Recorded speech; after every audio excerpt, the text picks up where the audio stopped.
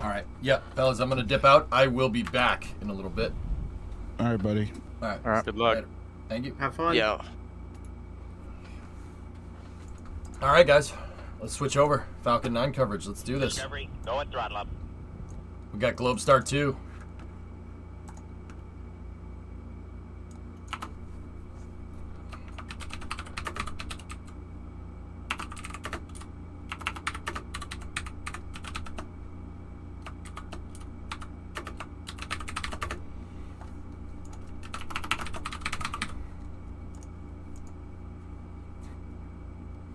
Yeah, Pi. Shoot Authority the Discord, see if he wants to hang. All right. We'll, I don't know if I'll do racing on the other side. We'll see. We'll see. Let me go over here. So, they're saying SpaceX is calling it Globstar FM-15.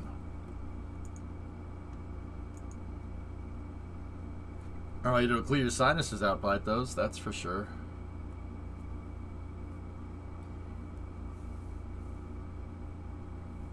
Yeah, they'll cut coverage. So yeah, this is gonna be quick, but yeah, we have two Falcon 9 launches in one stream.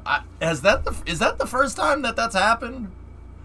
I want to say that that's happened before, but that may have just been two rocket launches. I don't know if we ever had two Falcon 9 launches in one stream.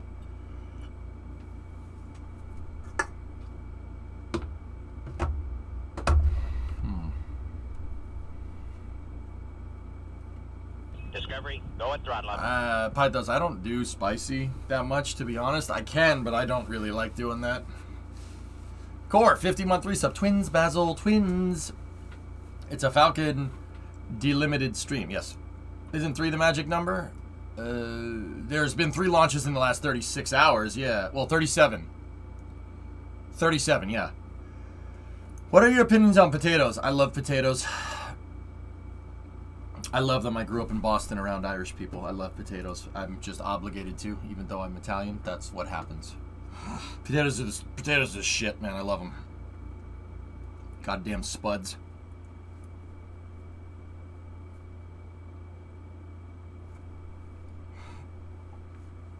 Discovery. I love French fries. I love tater tots, mashed potatoes, baked potato, steamed potatoes, grilled potato. You could do anything with potatoes. They're the best. You'd probably have better luck with beer. Hash browns, home fries. You can't lose with potatoes, dude.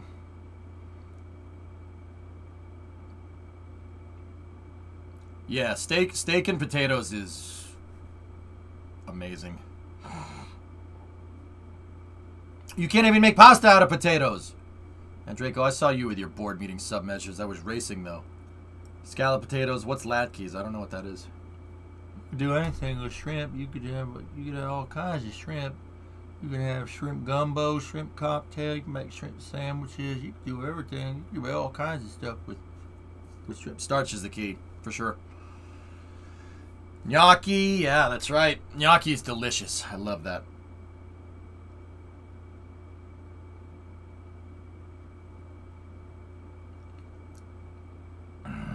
Country omelet with steak, cheese, bell peppers, and diced onions. Fuck you, dude. Now I'm really hungry.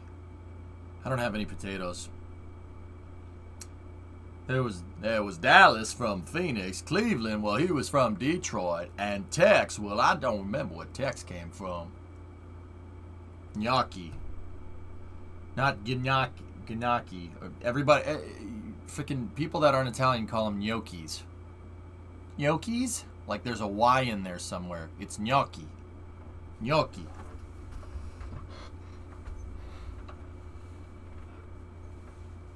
That's one of my favorite movies, Nero. You know what I think, cowboy? I think she should go back to Greenbow, Alabama!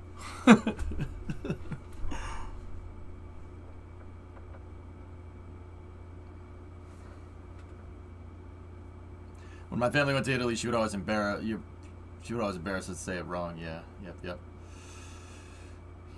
She should not be hitting you, Jenny. That Benjamin Buford Blue impression was perfect. Okay. He liked to say the F word a lot. We should be getting in. SpaceX has the timer at 2:45, so 2 minutes 45 until coverage. Where should I go eat when I'm in Boston in August? Pizzeria Regina's in the North End. Yeah. Go to Hanover Street in the North End. Go a little ways north of Hanover Street. Pizzeria Regina. Yeah. You're welcome. And then if you want comfort food, there's a place on Boylston Street near Fenway Park called Tasty Burger. Go to Tasty Burger. It's trash food. It's comfort food. But it is a tasty burger. Fire and Ice in Providence. I know about Fire and Ice, yeah. Pizza and comfort food. This is Italian pizza, Pop. It's not like, bro, let's go order a pizza. It's like, no, you have the pizza now. You have the pizza. Eat the pizza. Mangia. Eat the pizza. It's different. Any good place to eat around Logan? No. No, Logan's in East Boston, man. Nah.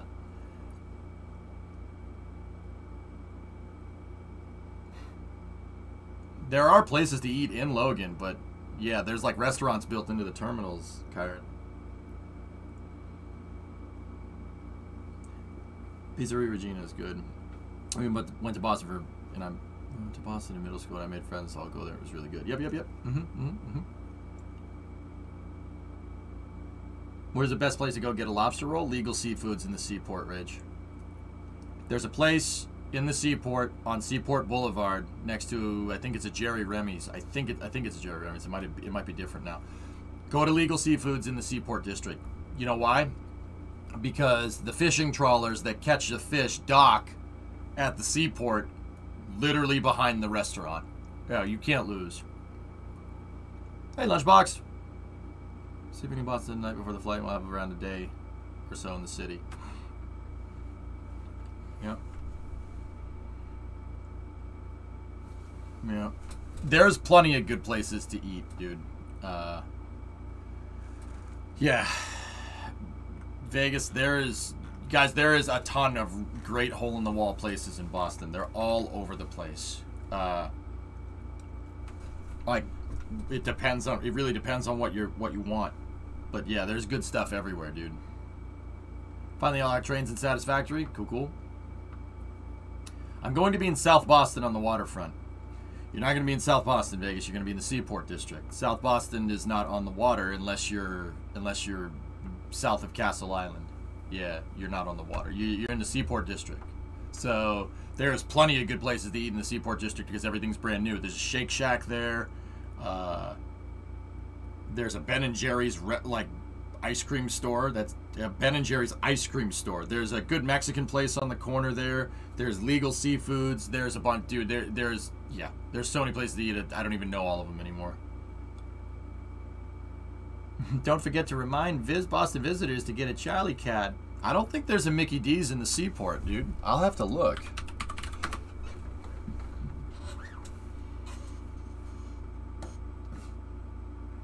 So, alright. You guys want to see? Well, we're waiting for SpaceX. So, there's a bunch of really good places to eat here on Boylston Street, right there. In this area here, there's plenty of good places to eat around the baseball stadium, around Fenway. Tasty Burger is right there. It's the gas station. That's Tasty Burger. It's fantastic. There's a good Korean place. There's a good Korean place right here. I forget the name of it, but it's good. There's all kinds of restaurants all up in here. All kinds of good places to eat. And then if you go down Newbury Street, which is that one right there in Back Bay, that's really good. Copley Plaza has a lot of good places to eat. The Seaport District over here, this is all the new stuff. There is so many freaking places to eat. That Legal Seafoods that I was telling you guys about is right here. Does a Minecraft City have a Tasty Burger? I don't know, maybe.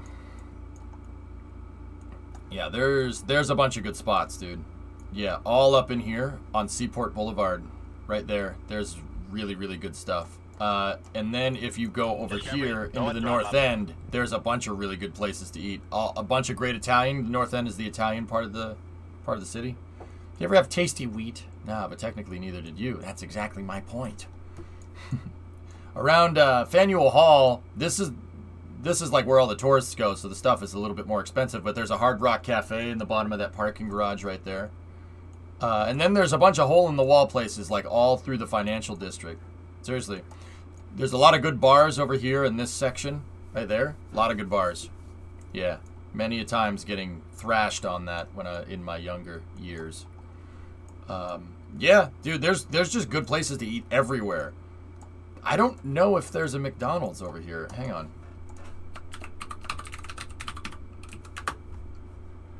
Yeah, there isn't. Closest McDonald's is at South Station. Yep, train station. SpaceX up yet? No. Boston's a cool city, Spoon. It's really not bad. It's a fun place to go. It's a fun place to go and hang out. Bree and I, when I took a break last night before racing, Bree and I drove down into South Boston, and this is what I mean. You're in the seaport, Vegas. South Boston's over here. South Boston's not on the water, and if it's on the there's no hotels over here. These are people's houses. That's the difference. This is the seaport. You call this South Boston, people will know you're from out of town. And Brema and I went for a walk around Castle Island. We went over here. And your boy got to watch planes take off. Yeah, went for a walk on this path the other day.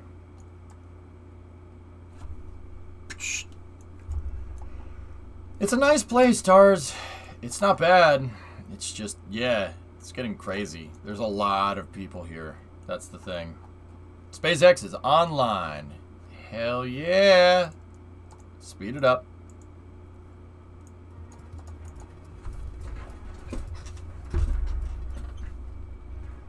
Your uncle lives right above Logan, so Winthrop. Yeah, Shoreline. It was cool. Dougie! 24. Let's go! Shields up, weapons online. I'll only come to Boston if I get to hang out with you for the day. Yeah. Yo, next week, Squad is releasing V3 USMC, the new faction with amphibious vehicles and a couple new maps. Okay. Did you put Old Bay in your crab cakes up there? I don't eat crab cakes, Rage. I don't eat seafood, dude. Yeah, I don't like seafood. And it's not, I'm not like one of those people that's like, oh, I don't like seafood, it's never tried it. I went to Japan and I had seafood that I went to Japan and it just ruined seafood for me. Like, ruined it. The stuff I ate when I went to Japan was... Pretty sure they gave me the filthiest stuff on the menu on purpose. And that, to screw with me. And I ate it, but yeah, I called it quits on seafood, completely after that. It just, every time I eat seafood, it reminds me of eating freaking sea urchin. And I'm just like, nah, yeah, you know what? I don't need to do that anymore. 10, 9, 8, launch auto sequence has started. 6, 5. Yep. 4, No more seafood. 3, no more seafood. I'm good. That's right, Ryan. No, I like salmon. Salmon's alright, Pop. Dude, you should have seen the shit that they made me eat. Separation confirmed. Dragon, separation confirmed. By the way, Globestar is 700 kilograms and going to low Earth orbit with a drone ship landing. Yeah. Stage 1 is transonic. Landing legs have deployed. And Falcon 9 has landed. Alright. The trajectory on this mission is very strange, fellas. You're looking at a live view of Falcon 9 as desktop. It prepares for liftoff at 12:27 a.m. Eastern. Chill has started. Okay. Good evening. My name is Jesse Anderson. I'm joining you today from SpaceX headquarters in Hawthorne, California. Today marks SpaceX's 26th launch of the year, and this will be a record third launch in less than 48 hours. For those of you following along, you know that Starlink lifted off from Kennedy Space Center Friday morning, followed by SARA-1 from Vandenberg Space Force Base about 14 hours ago. And now you're watching the launch of Globstar's FM-15 spare satellite from Florida's Cape Canaveral Space Force Station. FM-15 is the 25th and last satellite in the second generation constellation. The other 24 satellites were launched in 4 campaigns throughout 2010 to 2013. Stage 1 RP-1 load is complete. The second generation constellation was designed and manufactured by Thales Alenia Space, primarily in Cannes, France and Rome, Italy. FM-15 will help extend the useful life of the second generation constellation and will ultimately provide service concurrent with Globstar's new fleet of satellites procured by MDA and Rocket Lab, which is expected to launch in approximately 3 years. Cool. Now at T-minus 5 minutes and 40 seconds to go, conditions for liftoff today are looking pretty good. We do have 80% favorability for weather today at T0.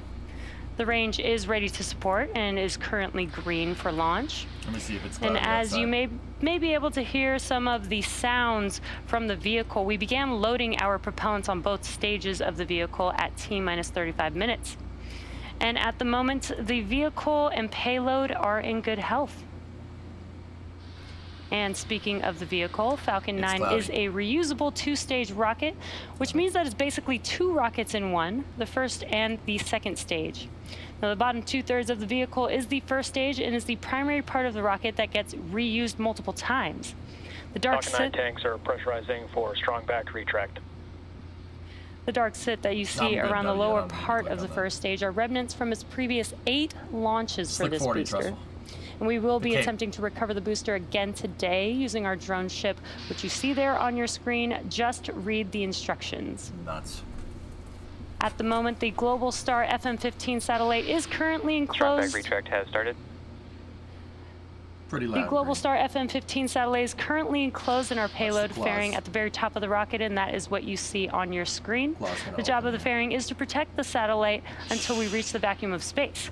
Once we're in space, we no longer need this protection, so we'll separate the fairing halves and attempt to retrieve them once they return back down to Earth. Now, for those of you who are interested in learning more about Falcon 9, be sure to check out our website, SpaceX.com, for more details.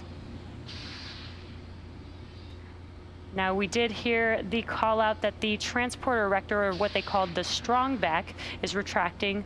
Now, the TE moves away from the vehicle to clear the way for Falcon 9 when it lifts off at T0. Discovery, go at throttle up. AC-22. How many flights? 8 flights for this one, Pop. Only 8. A little hard to see, but you can see the clamp arms are opened up, and the transporter erector is retracted away from the vehicle. Now, if for some reason we are not able to launch today, we do have a backup opportunity on Monday at 12:05 a.m. Eastern Time. Falcon 9 and the Globstar FM-15 payload is lifting off from Pad 40 today. Space Launch Complex 40 is located in Florida at the north end of Cape Canaveral Space Force Station. Now, here's an interesting fact about the pad. Stage 1 LOX load is complete. And we just heard LOX load complete on the first stage. And Stage 1 POGO.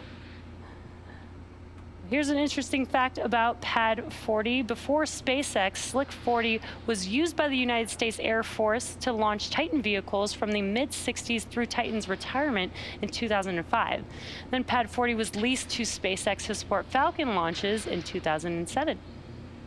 And we are just under T-minus 3 minutes from T0. We did hear the call out that Stage 1 LOX load is complete. Around the T-minus 2 minute mark will be when the LOX load completes on the second stage, and that will conclude propellant loading for both vehicles. For the Falcon 9 vehicle. And we're just about 15 seconds away from that call out. Yeah, Tomas, they said that they thought that was just a rumor, dude, that they want to upgrade this pad for crew use. That was just a rumor. But this would be the pad that we heard was rumored, you know. Sorry, I couldn't hear. It's all good, man. Stage 2 LOX load is complete. And there's that call No, out. Couch, LOX it's loading just is the, complete, it's which just the means LOX. that propellant loading on Falcon 9 is complete. If you tried to cool, there's the TE purge. They're getting all the fuel out of the fuel lines that go up to the second stage here.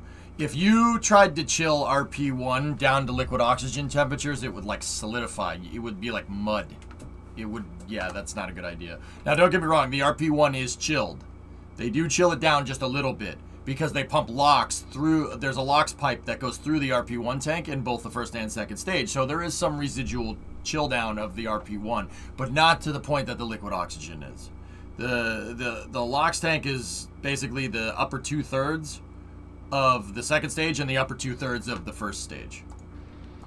And there's that. Why are they call launching out. at midnight? Orbital mechanics, Adino sign. This is where the customer needs the satellite to go, and the orbit that the customer wants the satellite to go in crosses Florida at this time. Yeah. Discovery, go Earth throttle up. spinning. There's only certain times where you can launch it. For launch, so all Hi, new systems here. are Not go new to X. for Right on, Falcon no. 9 to take You got our gifted a sub. Hell Globstar yeah. FM-15 satellite out into space. And it does look cooler. You're not wrong. T-minus 30 seconds. Well, they color the RP1 Nuber. It's red. 20 seconds. Stand by for the sound suppression system to turn on. 15 seconds. Yep, that's right, Trizek. 10. T-minus 10. 9. So 8. see these towers right there? There they go. 6. Sound 5, suppression system is prime. 4. 3. Discovery, 2. go throttle up. 1. Ignition. Ignition. And Okay, lift she's going. off the Falcon 9. Go Falcon, go Globstar. Everything looked good there. Nice camera angle. Stage 1 chamber pressure is nominal. Okay. Booster officer says that the first stage is doing what it should be doing. Yeah, they dye RP1 red so you can see it. Bill. Yeah, it looks like fruit juice. No joke. It's diesel fuel that looks like fruit juice. I'll show you a picture of it a little bit later. Everything's looking good, dude. Falcon 9 has successfully DOT can't catch us lifted on off. Mars. Telemetry are nominal. Well said. Falcon 9 has successfully lifted off with Globstar It does not taste like FM-15 fruit juice, satellite no. and has throttled down to prepare for Max Q. Max Q is the highest amount of aerodynamic Correct. pressures that the vehicle sees during ascent, and is coming up here. Supersonic. Coming up here in a few seconds. Yeah, Dino Sun, right? Into the clouds. They did that to all non-highway diesel. Max Q. I can only speak for the rocket fuel. Go. Great call But out that good to we've know. now passed through that period of maximum aerodynamic pressure. So you've tried it. Hey, all right. I think diesel and gasoline Next up smells will good. be All right. 3 Jeez. events, and they will be happening back to It back smells from each good. It other. does not taste That will good. be MECO stage separation and SES1. MECO stands for main engine. MVAC engine 14 show hours, has short line. started. Okay, starting to Great trickle call-outs propellants into there. the second stage MECO engine. stands for main engine cutoff, and that is referring to the 9 Merlin engines on the first stage. And we've got a great view here. We should be able to see those 9 engines shut down, and that helps prepare for the second event, which is stage separation. That's where the first stage separates from the second stage. Discovery, go throttle up. And the third event That's right, will Couch. be Well, SES1, which is where the second stage engine starts up for the Oh, first look at that. time That's on pretty. its journey today. You stick around and make it what you want. And those 3 events, again, are MECO, stage separation, and SES1 coming up here in just a few It's one of my seconds. favorite songs. It's drone ship with a 700 kilogram payload. Strangely enough, S-Master. All right, here we go. Stand by for main engine cutoff. We're looking up the business end of the second stage here. It's going to shoot off Main of this engine ring cutoff. here. You're looking up the rocket engine. Ready? Stage separation confirmed. Click. And yeet! MVAC ignition. Everything looks good there. Stiffener ring separation looked good. she's money. There goes the second And stage. some great call-outs And there. look, We did just look, see the first stage is flying Miko through the second with stage the plume. That's what that. first stage That's engines what those clouds shutting are. That's down, cool, stage man. separation, and Look, you can see. SES-1, we saw that start up. You can of the see all of MVAC Central engine on the Florida. second stage. Now, There's what the you're Space seeing on Coast your right screen there. is a view of the first stage. There's Orlando. with There's the some grid lightning, fins and there's deploying Tampa. there. I wonder what Cletus McFarland's doing tonight.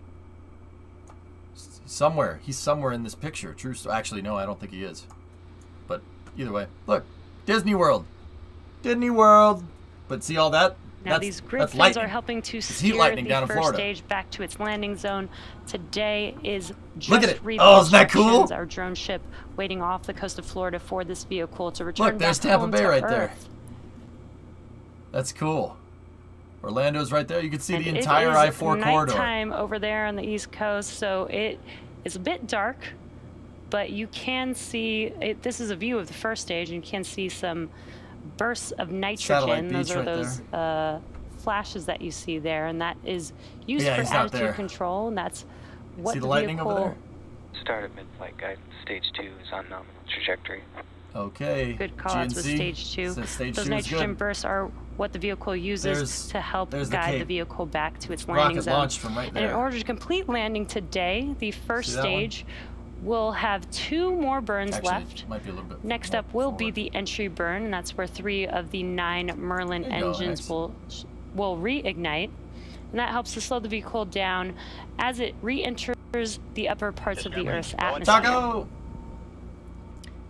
That burn is Look at about that! Look at that second 20-second stage trajectory, burn. man! Holy After balls! it shuts down, Look at the this! This thing's atmosphere landing actually out by helps the grab most of the velocity Outer on the Banks, first stage. dude. So That's when a we long get way. closer to landing, we only need a single engine burn for the landing bird, and that's the single. So this must be going into some kind of crazy high orbit, dude. Keep an eye on the speed. If the speed is like, I mean, that trajectory looks insane. That's a really high orbit. That's got to be up over 1,000 kilometers easy. I think somebody in chat said 1,400. I mean, they're not Now, showing we a picture are of the just stage, about but 3 minutes they're away showing from the the entry burn telemetry? beginning on the first stage. And as I previously mentioned, you can That's see on not the vehicle interplanetary, I the don't soot think. markings that were left over from previous flights. And just a quick explanation of how that happens. The rocket-grade kerosene, or RP1, is he all used right? to fuel Falcon 9 is carbon-based.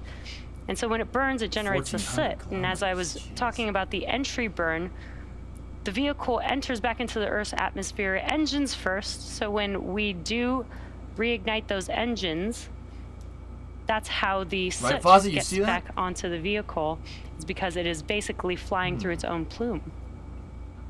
supersonic retro propulsion. Stage 2 on nominal 52 trajectory. degrees inclined at 1,400. That's a weird. And that's a stage weird 2 orbit. is on But a hey, whatever. nominal trajectory. Yeah, For you'll see that today's apogee mission, go we up do really have high. 3 burns of the MVAC engine Jeez, look at in this order trajectory. to make its way to its. So, for instance, we watched not Sarah 1. We watched Starlink, and Starlink's trajectory was down here somewhere. It was over here. This thing is like 4 or 5 times as high. That's way up there.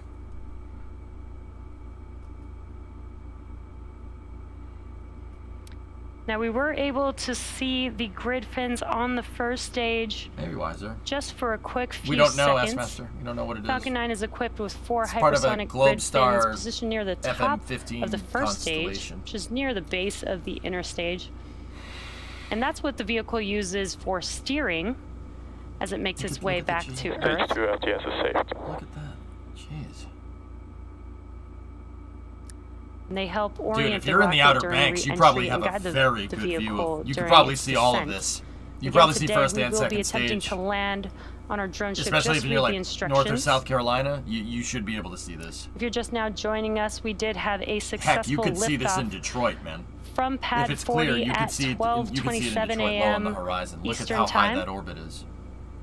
In fact, you know what? I We might had be a able to see successful this. MECO stage separation and second stage Because it's engine flying on a start. way higher trajectory. And we I might have be been able to see hearing it. good call-outs. I kind of want to go outside and look. Second stage trajectory. You saw Boost and Miko. I want to see the first stage Again, land. today we will have 3 By the time- ignitions of our MVAC By the engine. time that first stage land, this should be out over the house. We've got those Actually, things called the today, Appalachian Mountains in the way. during the landing burn, we will have. It is a little bit first cloudy. Seco There's 1, huge. which There's is clouds second over the stage cape. Engine cutoff one, so we'll have a couple Stage 2 on call-outs. nominal trajectory. Stage 1, FTS is saved. Stage 1, entry burn startup.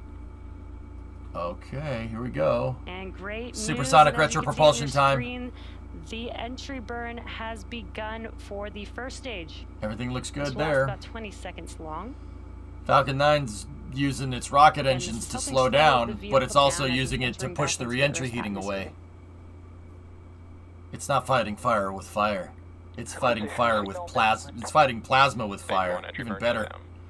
Okay, we got to shut down on the entry And burn as the here. screen goes dark, that means that Should those start engines seeing have some shut re-entry down, and heating we did here. hear the call out for See? entry burn shut Look down. at plasma accumulation right there on the grid fins. And we are about less than a minute away Well, that's from pretty the neat. landing burn beginning on the first stage. And as I was mentioning, the landing burn conclusion will happen around the same time as SECO 1 on second stage. That is second engine cutoff 1. They could tweets, maybe. We're just about She's coming in fast, 20 man. seconds away from the landing burn beginning. Again, it's just the center E9 engine that ignites Stage 1 for transonic. landing. There's the drone ship. And each one of these Merlin engines has about 190,000 pounds of thrust, and that's just enough. Terminal guidance. It's just enough to help the Yeah, vehicle look at that slow orbit. That down and orbit's touch nuts, down dude. For landing. Stage 1, landing burn. Okay, There's that here we call go. out, stage 1 landing burn. Now the 4 landing legs should deploy We're in just the a few clouds. seconds before Hard to touchdown, see the so drone let's watch ship. as Falcon 9 attempts to land on just Oh, 3 okay. instructions. All right, there she is. Come on. Stage 1, landing leg deploy.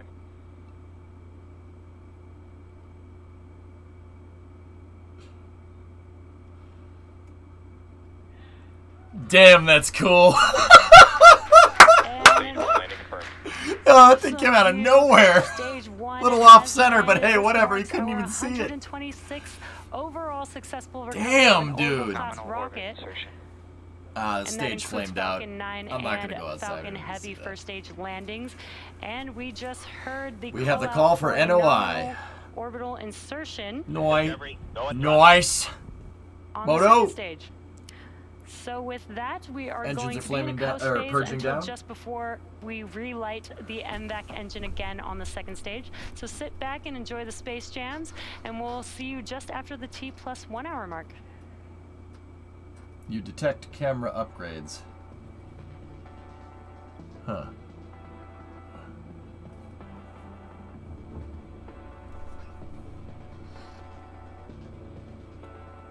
Look at that freaking orbit. Dang. Just got back from downtown F1 festivities. Just caught an awesome landing. Yep. They missed the X. Disappointed. Launch a Globestar maybe? Gonna cry? That is a really high orbit, dude.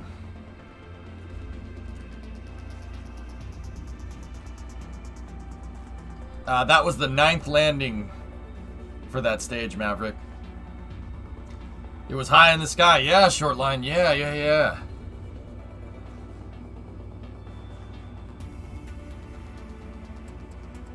Yeah, Squish, we don't know what the satellite is. It's some classified payload. Is that higher than Geo? No. No, Wiser. Geo is 23,000 miles that way. Yeah, no. No, not even close. This isn't even in medium Earth orbit. This talks about the satellite. Interesting.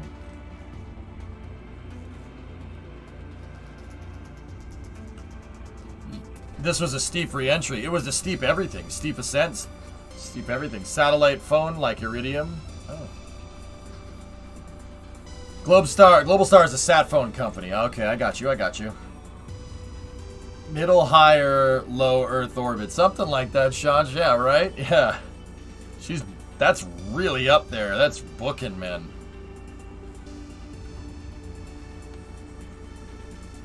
It looks like red fruit juice. I told you.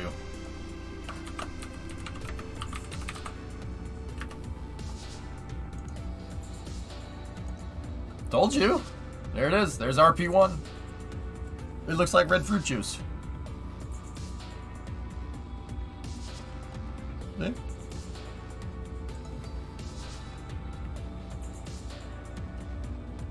Forbidden fruit punch. Pretty much. That's one of Falcon 9's propellants. It's basically diesel fuel. It's diesel fuel, but dyed red, guys. That's basically what it is. The Forbidden Kool-Aid! That'd be a great name for an energy drink. Forbidden Kool-Aid.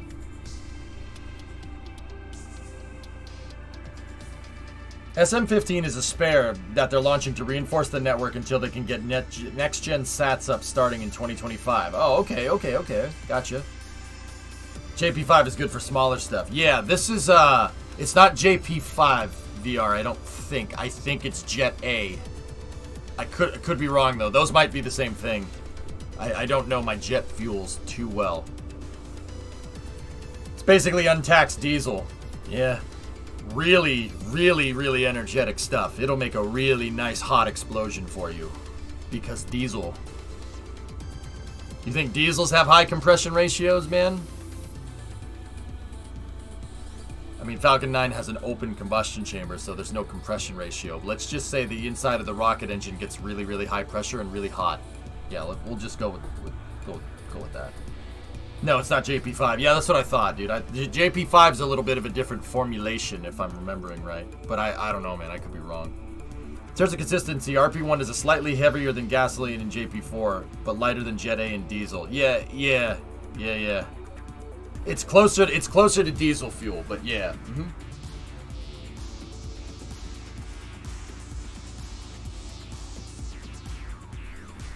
What about JP Morgan? I don't think you can light JP Morgan on fire and make rocket fuel. Don't do that. That would be bad. Don't do that. But there could be a secondary classified satellite on board, which explains the 3-burn mission, which is strange for Leo. Maybe they are separating the classified satellite right now. Yeah, possibly. It's possible, SBR, yeah.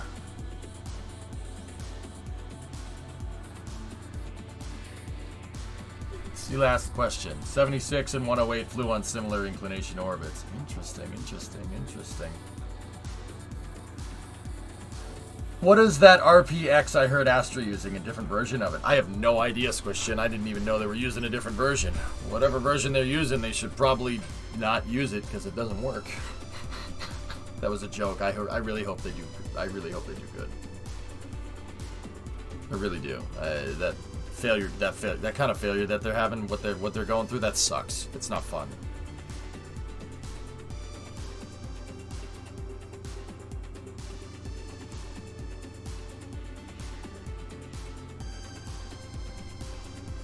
Oh, Curly, she landed. It was a little bit off center, but she landed. What's your background in all this? Self-taught. Yeah, self-taught. Oh yeah. You really don't get to choose what you're passionate about, VR. I just, for some reason, chose one of the most difficult freaking things to love. Freaking love rocket science, man. It's sweet. I like that that's the criteria now, how close to center. Yeah, shots. It ain't bad, is it? I heard them call it RPX on their stream. Maybe they're using a different blend. What about you, VR? Yeah, I'm self-taught, dude, but don't, like... I stream launches on here and we play Kerbal and stuff, but don't get me wrong, I'm not just like, hey, I love space, right? Like, I want to get into the nitty-gritty. I want to get into the nuts and bolts, and I want to know how this stuff works. You know, I don't screw around with that. I spend way more time than I care to mention reading and learning, and I'm not talking like going on Wikipedia or anything like that, dude. I read rocket propulsive elements, rocket wrench, nuts and bolts, dude, all kinds of. Not nuts and bolts. The nuts and bolts of the Apollo program is Rocket Ranch. That's a book all about the Apollo program and stuff. And RPE by Sutton, which is a book about propulsion elements and fuels and stuff like that. I really read a lot, dude. Nice. I can't remember the last time I didn't get one. Yeah, it's pretty sweet, dude. It was just a job I've been in now. Applies to all future with stocks and stuff. I want to know what to put it in my money. It just happened to also interest me. Yeah, I hear you. I hear you. Yeah, I have a copy of the 8th edition, JM. Yeah. Pretty sure the USAF has switched to Jet A, but with additives before fueling the jets. Yep, yep. Yeah, there's there's actual rocket scientists that like what I do and picked up on the fact that I actually want to learn this stuff and not just talk about it, you know? So, yeah. Got into a good point, dude. Into a good point. I can fool a lot of people VR, but once again, I'm not an engineer. You have to go to school and get a piece of paper for that. But I play one on Twitch.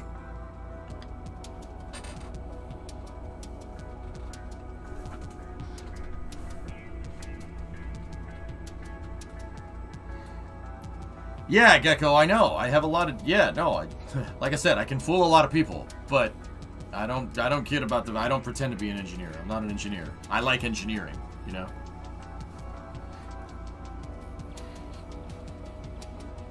There you go, builder. Shh. God, quiet. I'm no engineer either, but I can land on the moon in Kerbal. Hell yeah. Whoosh. Nice. You can do engineering things, just not officially. Yep, yep. Why don't you go and get a piece of paper for it? I just bought a house, Cloudy, so yeah, that might take a little bit of time. But yeah, dude, I'd still love to. No, I'm sorry. Whoa, I'm not an engineer. Yeah. All right. She's coming up here, coming up on the coast of Ireland. Oh, you did really? I must have missed that. Congrats. Well, hey, Cloudy, to be fair, we close on the 29th. Close on the 29th. Everything looks good thus far, SDX.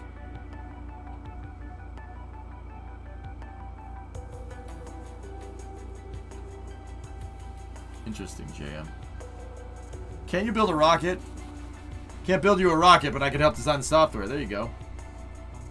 Read that like super hot fire. Does KSP hours count towards credit hours? Sure.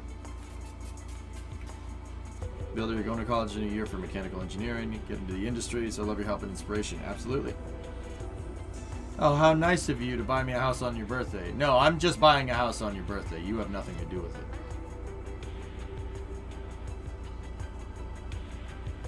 Well, Dino sign, NASA's looking for flight surgeons.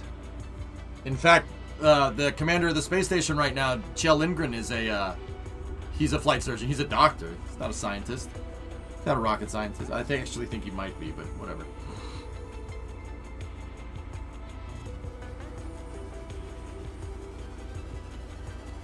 It's the first job I'm looking for. Nice, dude. You're in residency. Damn, dude. It's not easy, dude. One of my good friends is doing a residency right now, and he's like, I hate everything. Dude, for part of his residency, he had to go to the freaking pediatric ICU, and he's like, I hate everything, and I'm like, dude, I don't blame you, jeez, I don't blame you, man, God. It's like, yeah, I had to do that for like 2 months, and I never want to do it again. I'm like, I don't do, yeah, okay. Stage 2 is coming over the coast of Ireland right now.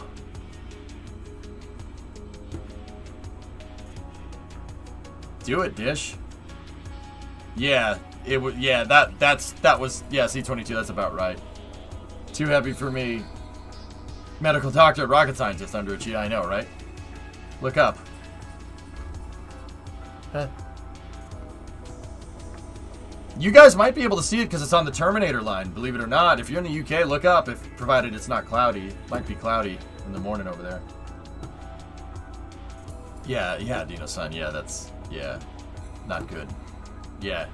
Dude, the guy had the 1,000-yard stare. You know what I'm talking about. After you work like a 14, 15, 16-hour shift, you get out, take the scrubs off, and you're just like, his face was something like this. He's like,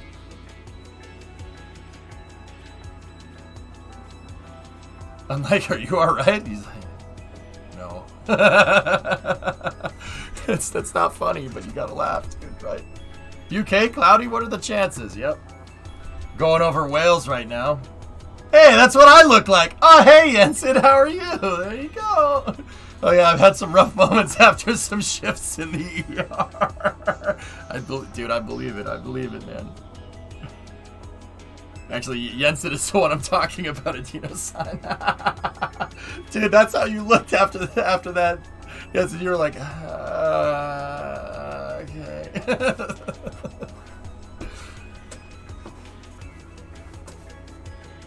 Okay. Yeah, that too, Curly. Yeah, you're not wrong. Yeah, exactly, caveman, right? Oh, yeah, I found space shuttle negatives. Let me see, C-22. Oh, come on. Those are nice. That's how I feel almost all the time. Okay, we're over the English Channel. It's kind of near Calais. Actually, kind of more towards the Netherlands. Well, Belgium right now.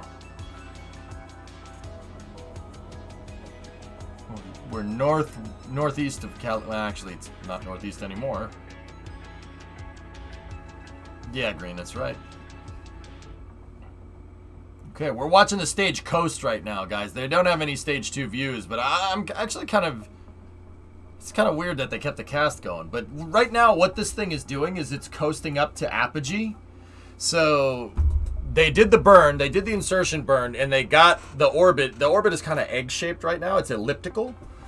So an elliptical style orbit, so an orbit that's not a perfect circle, has a higher what's called eccentricity. This is a higher eccentric orbit, which is why if you've watched when I launched it and looked at the trajectory, I was like, huh. That's a very strange low Earth orbit. That's on the higher part of low Earth orbit, I guess.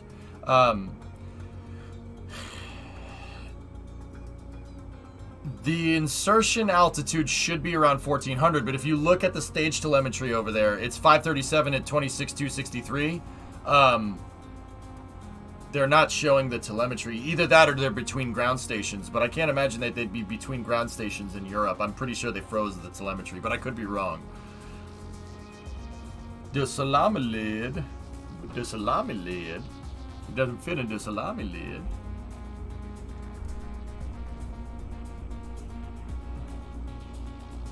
Oh no, the speed changed. The salami.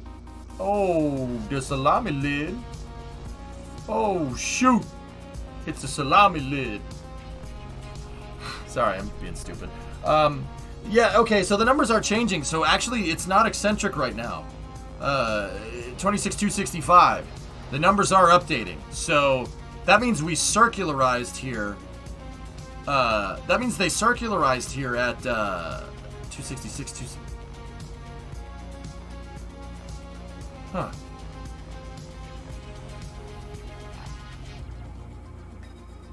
Is that over Russia at the moment? No. No, it's Austria, actually. Yeah, it's over Austria right now. Between, like, kind of on the skirting the border of Austria and the Czech Republic. And Slovenia. Slovenia is just to the southwest of here.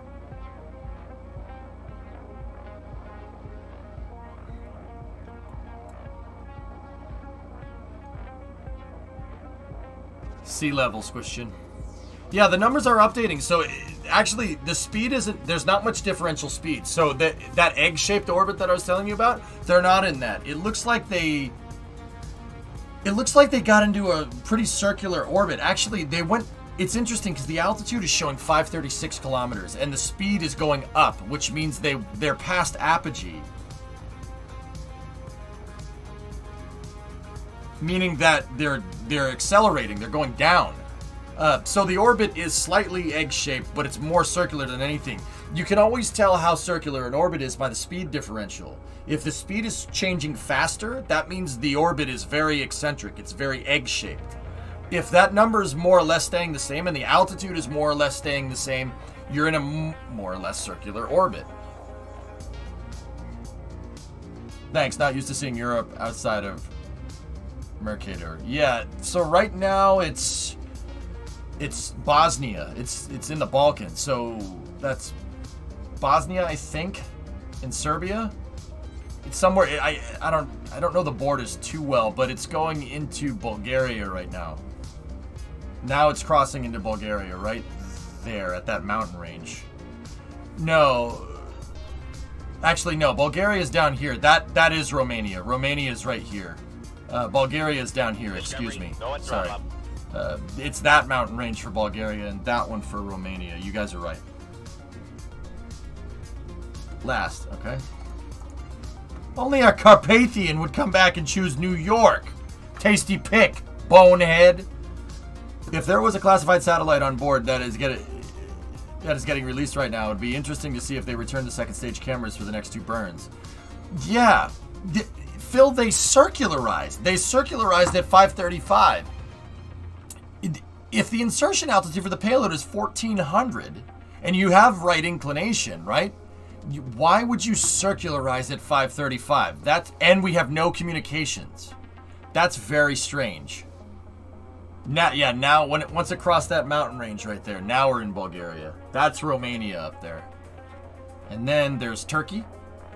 It's gonna fly right over Istanbul.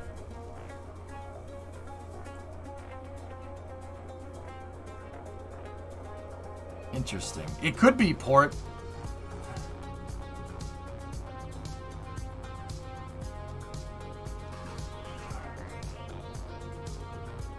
No, it was once Constantinople. No, the second payload is not in a lightning orbit. No. Curly, I don't know. Yeah, but this is definitely a little bit of a... So if they're putting the payload up here, the payload needs to go up here. That's the Globstar payload. It's right there. Normally what you would do is you would, when your second stage is going, you'd burn to get your AP, your apogee, your highest point, up to 1400, up to insertion altitude, and then once you got up there, you'd burn again, and then you'd circularize, right? They inserted down at 535, which is a third of the way up to final insertion altitude. That's very weird. That would be like an airplane that's trying to go to 35,000 feet, like leveling off at 10,000 and then just sitting there for half the flight and then going up to 35,000 feet for the rest of the flight. That really doesn't make any sense. That's very peculiar, but yeah, who knows. Over central Turkey right now.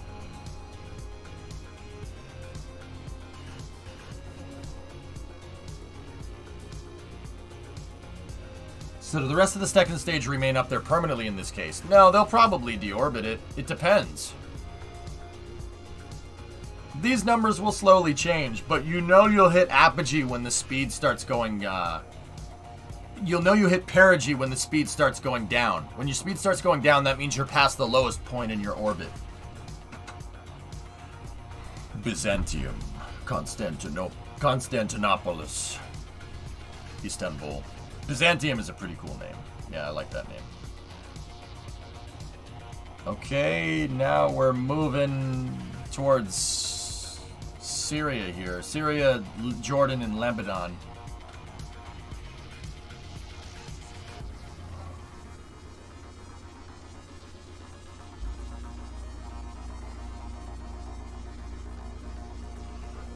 It could be a parking orbit for phasing. Yeah, that's possible.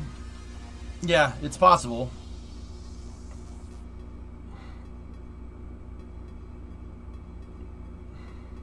Could be a salamalid. I don't think it's a salamalid. Why did Constantinople get the works? That's nobody's business but the Turks. Yep. Yep, that's what I've heard.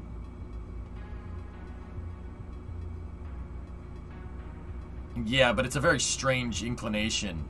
It's a very strange inclination for any type of spy satellite, Green, I'll be honest with you. Unrelated to the current orbital activities, but are you keeping up with For All Mankind? I stopped watching at the beginning of Season 2, Curly. It just, yeah, I didn't like it. Don't get me wrong, it's a good show. It's just not for me, dude. It's just not for me, that's all. But it's cool. I haven't been keeping up, though, no. Yeah, there you go, Phil, right? Yeah, they'll spot another one. Okay, now we are basically crossing the border of Syria into Iraq here. We're in western Iraq here.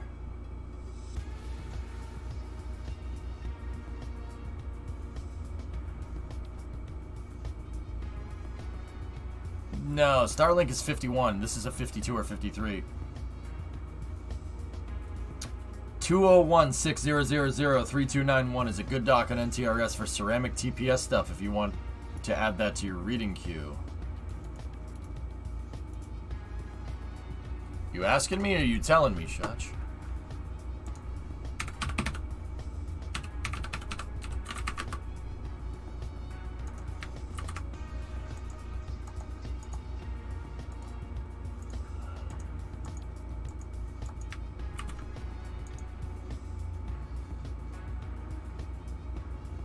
Okay. Okay. Okay. Okay. You seemed interested before, and it's good synopsis of what's out there. Got it. Okay. Crossing the border into Saudi Arabia right now. It looks like they're actually kind of close to Riyadh. Riyadh is right there. Actually, it's more like right here.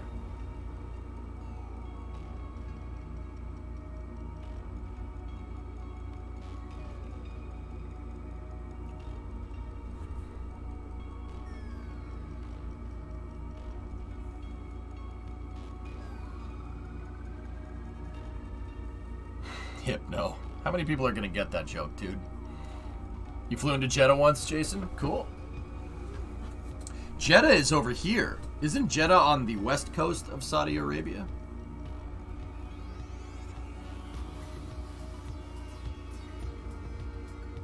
Yeah. No, he had some crazy ideas, that's for sure.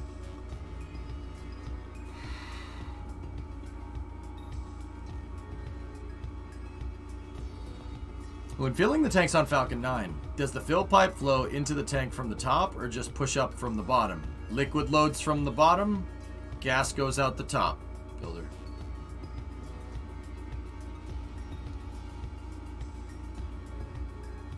Don't know, did my time in Africa. Oh, bless the rains. I'm going by Qatar and Bahrain right there.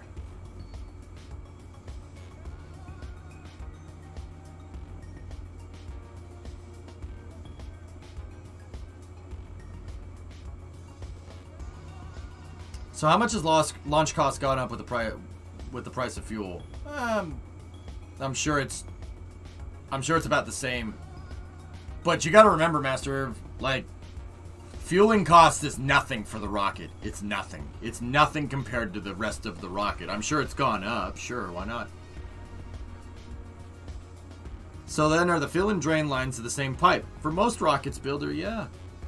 Most rockets are filled up with fuel right where the engine, right where the engine plumbing goes into the tank. So you fill up right here, and then you have a valve that goes. You have a fuel inlet valve, right, and then you have an engine valve. So when you're filled up with fuel, right, you shut the umbilical valve, and then right before you launch the engines, you open the engine valves. Mm-hmm. Yeah, pretty much. They're called fill and drain valves for a reason, dude, or fill and drain pipes for a reason.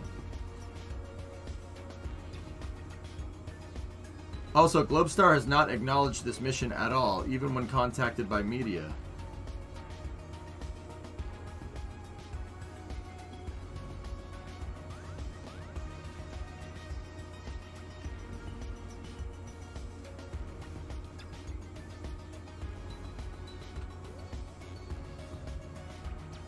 You were right where Jeddah was, by the Red Sea.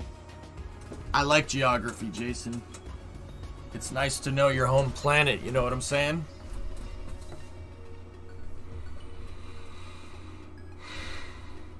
Okay, now we're going out over Oman here. Yeah, this mission is very strange, dudes. Very strange.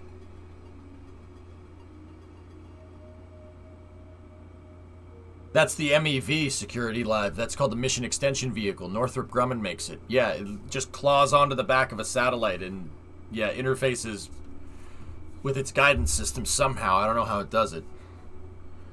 You're very strange. No, you are. Got him! Got him! No, we saw no mission control shots, Chris. Nothing. This whole mission is kind of strange here.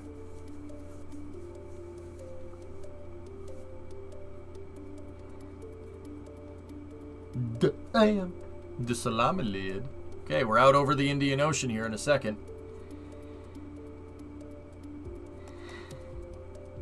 Yeah, I'm surprised they showed the rest of this, which is...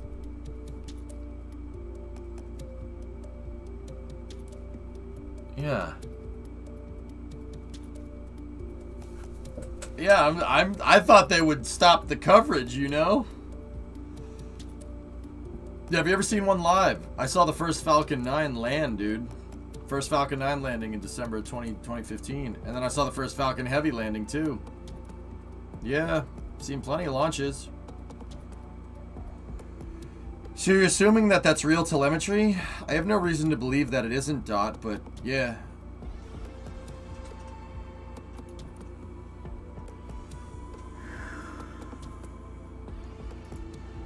Nice pictures, goalie. Someone, what is this? Nice.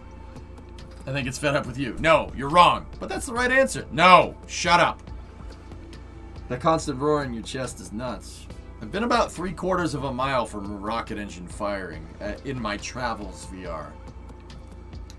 It's loud. Yeah, it's loud. Yep.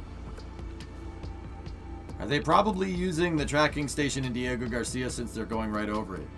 Yeah, the telemetry seems to still be updating, Squishchin, so yeah. I have no reason to believe that this isn't live, you know? Here, Pro, don't be like me. Well, I wasn't wearing hearing protection. It was loud. I don't need to do it again, but it was loud. That in Guar concerts. Dude, I've sat like front row to a Foo Fighters concert. That was loud. Rocket engines are way louder than that. Oh yeah, way louder.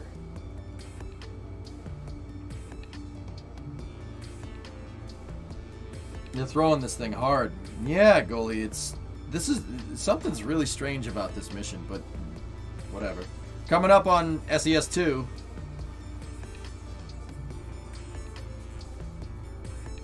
It's very weird, dude. This is a really high insertion, right?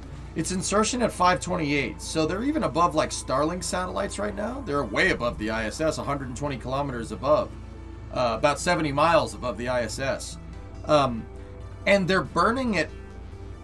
They had a very strange insertion orbit with the perigee, like the second stage went past apogee, and they're approaching perigee right now, which is... It's got to be for the phasing of this satellite.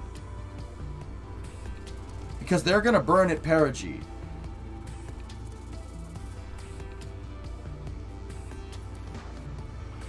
Alright, short line. Besides Falcon Heavy, this is the furthest the first stage has went. Yeah, it was way up there, dude. Here, you know what? Let's go back. What was its altitude? What was the first stage perigee here? Dude.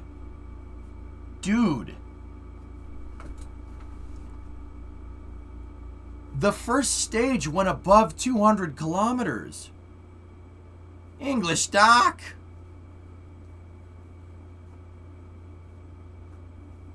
Did they salami lid?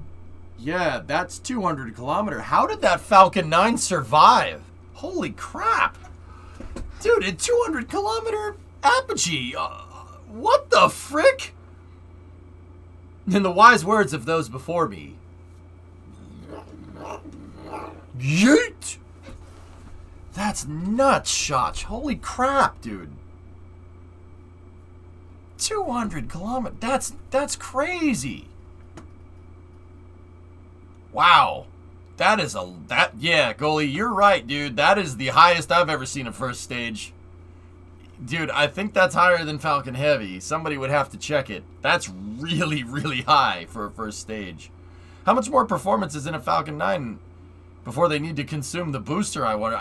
That's pretty absurd. But you guys got to remember, this payload is very, very light, so to speak. So 200 kilometers with a 700 kilogram payload is really easy. Falcon 9 is supposed to move like a 20-ton payload.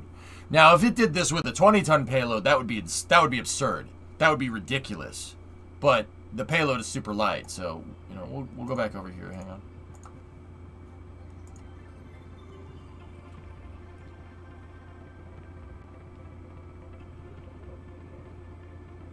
That's crazy, man.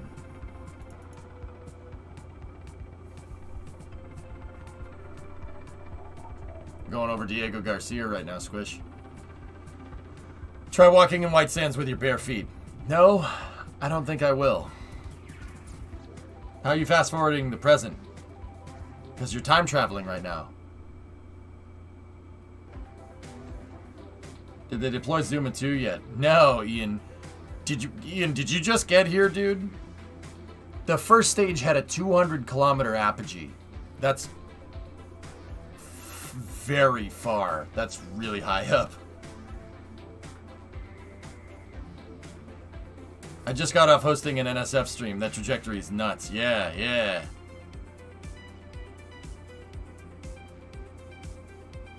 Discovery, go at throttle up.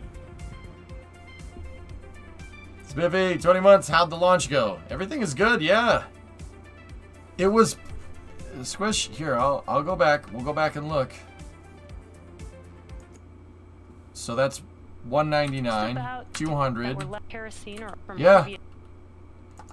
200-kilometer apogee on the first stage. Guys, the reason why I'm freaking out is because I've never seen a Falcon 9 first stage fly that high. I've watched every Falcon 9 launch since basically 2013. I've missed like one or two. Every single one of them. I've never seen a first stage do that.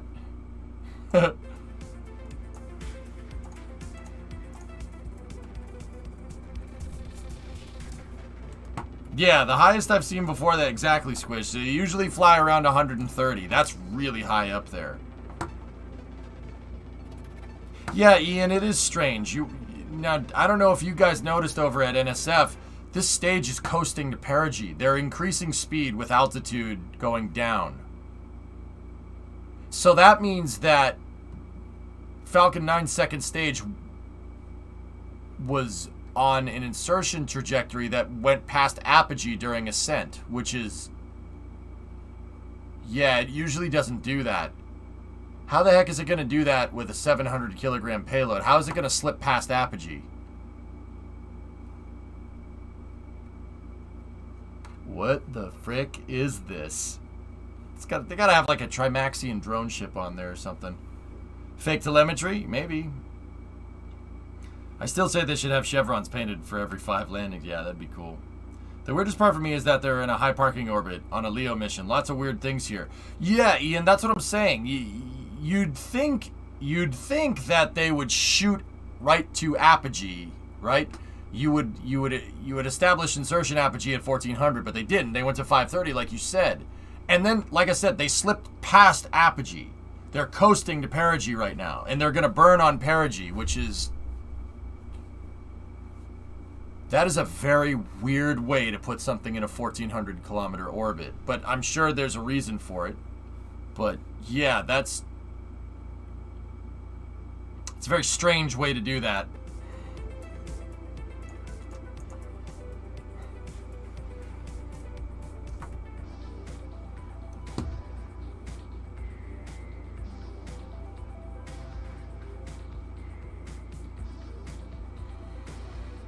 Yeah, I know, goalie. That thing touched down at 10 minutes because of the higher apogee. It did a landing bird like around 10 minutes. That's nuts.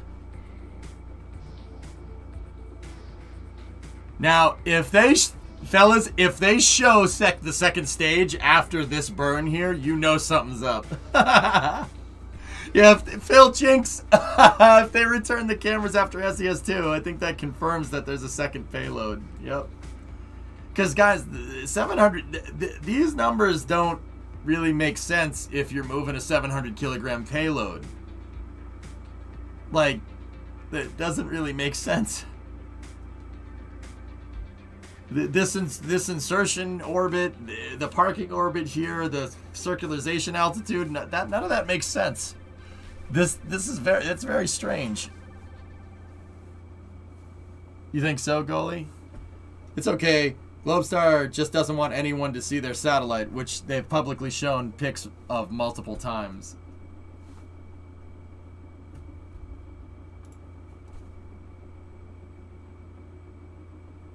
Yeah.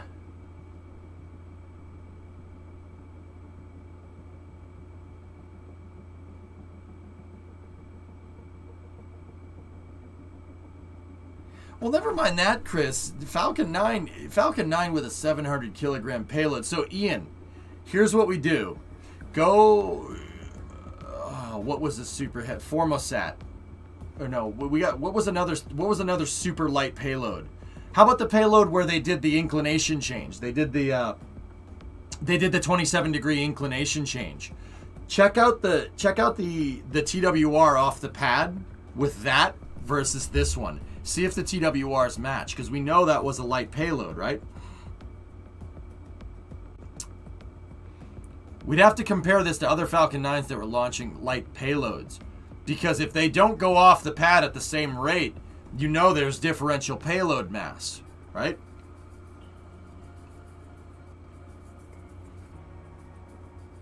Yeah, the IXPE. Yeah, exactly, Squish.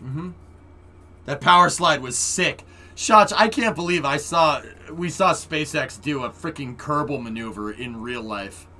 27-degree inclination change. Oh my god.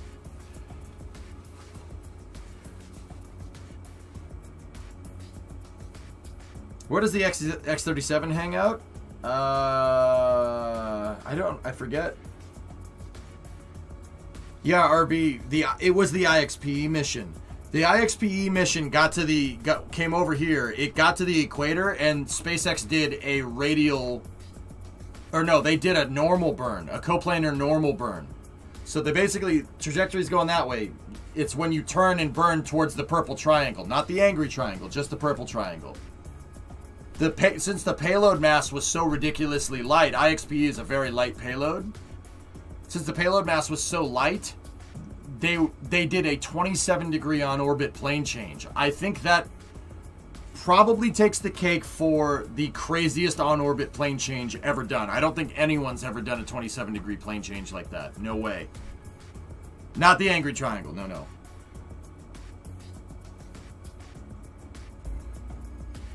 Yeah, someone compare them, dude.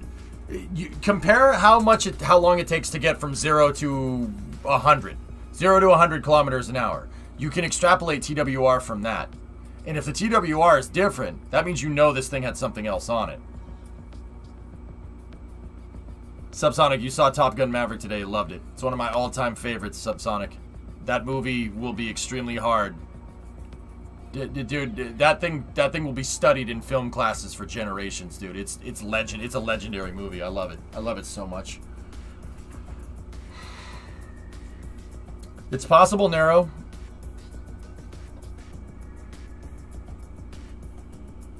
Not to mention, if the payload was light, why didn't they just RTLS instead of the drone ship landing? Minotaur 4 for ORS4, I think, tops that because it did a 27-degree plane change with a solid rocket upper stage. Okay, that's pretty good.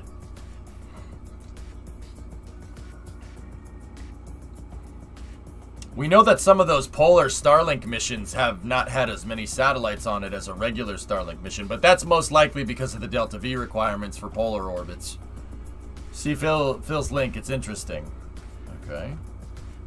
Want to make it weirder? Sure. What's Stephen Clark saying? With many speculating about more payloads on this launch, it's worth noting that the backup time tomorrow moves 22 minutes earlier, lining up with the movement of a Globestar orbital plane. This seems to suggest Globestar's target orbit is the driving factor in the launch time. Interesting. Yeah, Hank, OTV-5 is still up there. SpaceX moved that one up there, if I'm remembering right. Or is it OTV-6? SpaceX did move OTV-5, and then Atlas moved OTV-6, and an Atlas 501, right?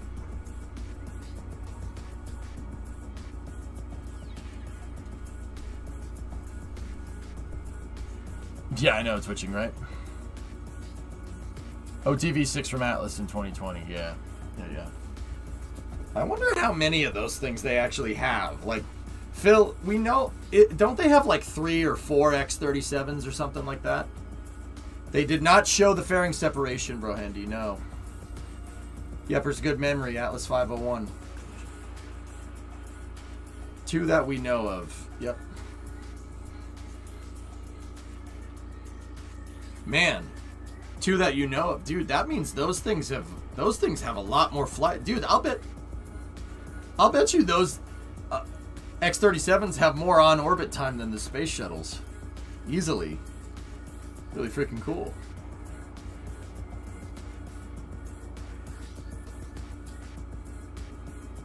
It's a shame that that thing is just used for it's a shame that it's just used for like rapid readiness missions. That thing, X-37s going up to the space station could be pretty freaking useful. You put a little trunk inside of that payload bay, that would be pretty freaking cool, man. Yeah, that's right, Nero. I still can't believe they use the atmosphere to change its orbit. Smart.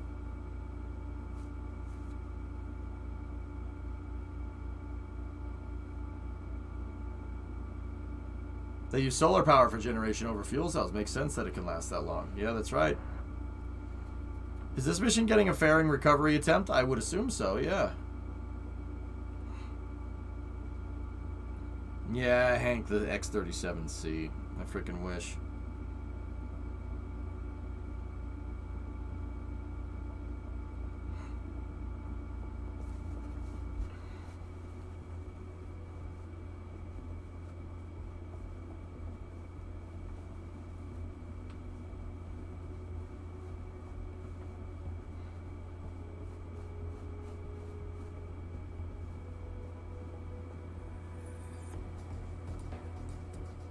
Alright. Should be coming up on SES here in a moment. Let me just make sure we're caught up. Yep. 26,295 at 5:30. Interesting.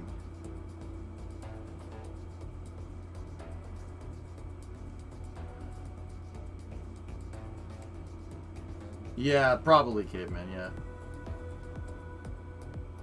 We didn't know, we don't know when they deployed the fairings username.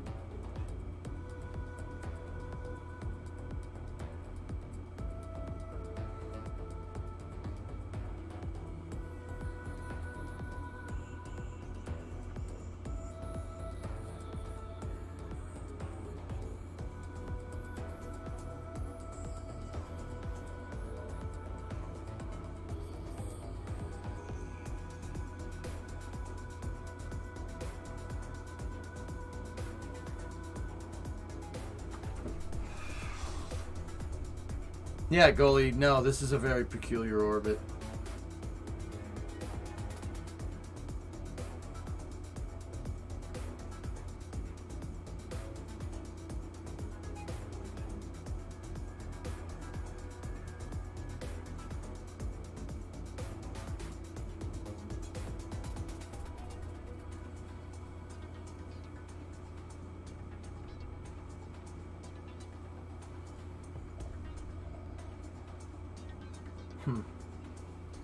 They're good ways off the coast of Perth here.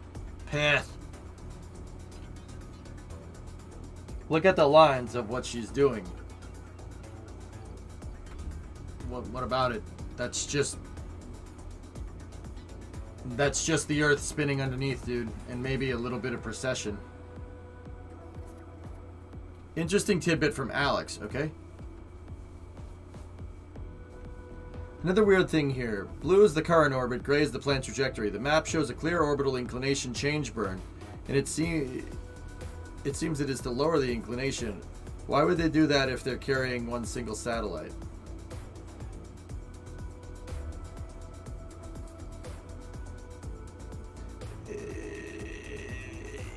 Alex could be right, Ian, but I think you're going to get a little bit of orbital precession here. And orbital precession will happen if you're higher up, if I'm remembering right. It'll be more apparent. Could be wrong, though.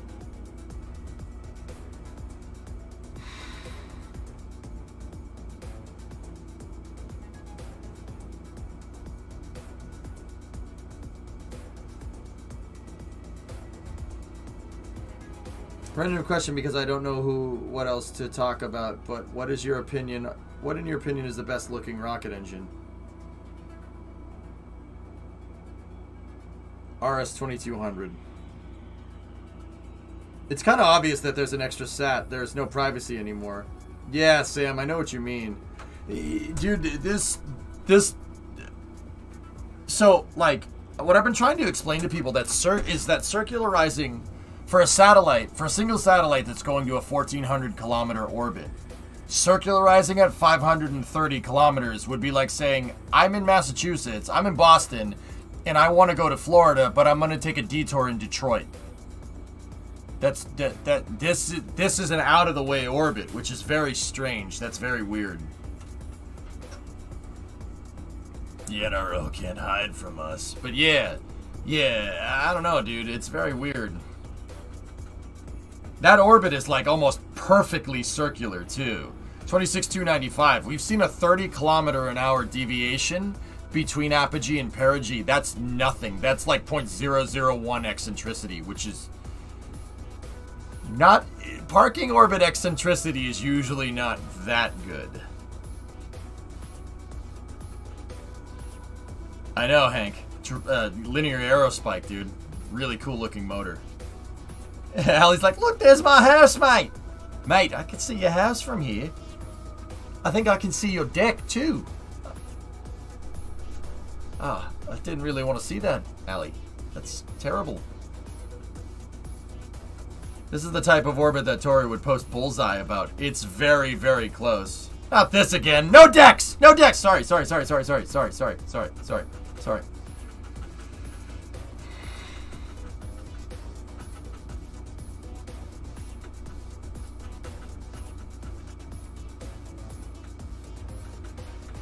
Stage 2 is going to go right over us. It's very strange, mate. So we're off the southern coast of Australia here. Alright, here we go. We're T plus 1 hour into the mission here. Oh, you said deck. Yeah, dick. You gotta say it like they say it. Dick. Actually, that's how people from New Zealand say it.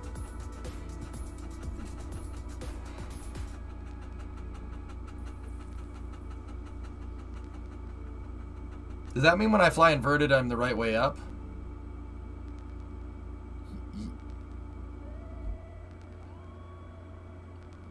Yes. No?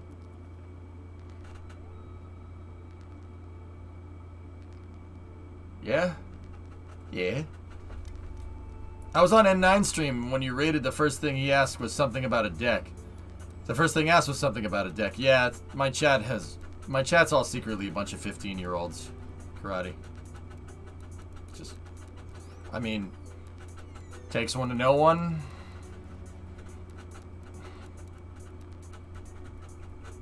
Come on, you can't tell me that 15-year-old you wouldn't want a sweet mustache like this, because 15-year-old me would want a sweet mustache like that. Straight up. Look at this thing. It's just...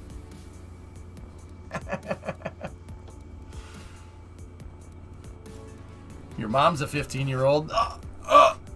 Yeah, well, your dad's a 15-year-old. Don't frick with me again, pile.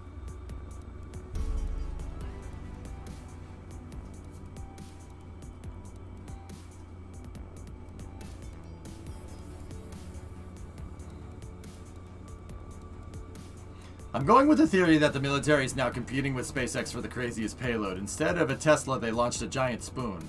But it's a military secret, so they have to say that there is no spoon. Yeah, Hank. Yeah, no, I know what you mean. Caveman, do you smell burnt toast?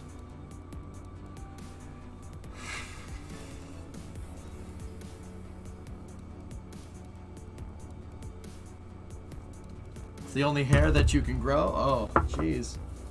Oh, man, look at all this. Look at all this hair. Oh, jeez, where did this come from? Jeez. Jeez, oh, man, look.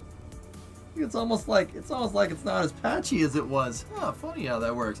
What the hell? What the hell? What? Bro! What is No! No! They showed it! SpaceX, you crazy! You just removed half of your how. Did you just take that off? Skills. Yep, they're beginning engine chill down. They're reintroducing liquid oxygen and RP1 into the motor. Now, Ian, it'll really be a kick in the nuts if they show the first stage. If they show, or not the first stage, the forward view. What is the most mysterious satellite that they have launched into space? Nah, Sheepdog, I don't know about the most mysterious, but I will tell you about one. NASA once launched a spy satellite that was pointed in the wrong direction.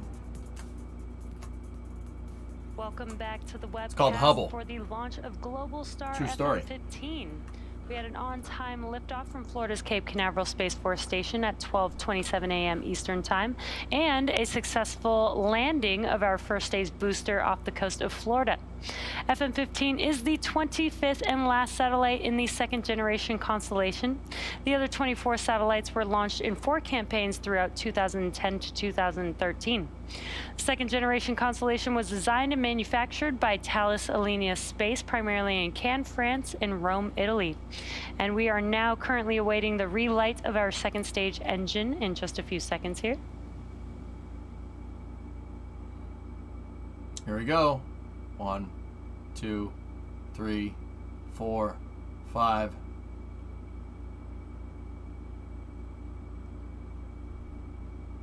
And there we got a quick view of SES-2 and SECO-2 on that MVAC engine. And we did hear the call out for confirmation of good orbit. So before we deploy the FM-15 satellite for our customer Globstar, we have a third and final ignition of our second stage MVAC engine. We are expecting this relight in about 40 minutes. Until then, we're going to leave you with a map showcasing where we are in the mission. We'll see you soon.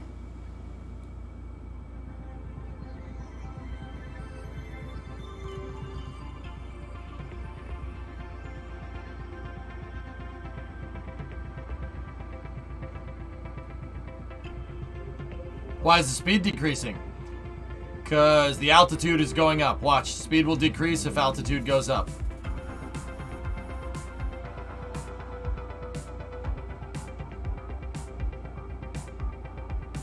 Nominal orbit insertion. And they turn the mission comms back on. Yo, SpaceX, what you doing? SpaceX, what you doing though?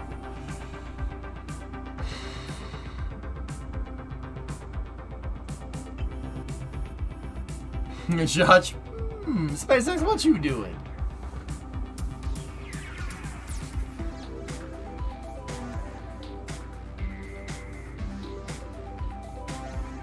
Oddly enough, the 0 to 100 kilometer speed was almost identical between Globstar and Dart. What was...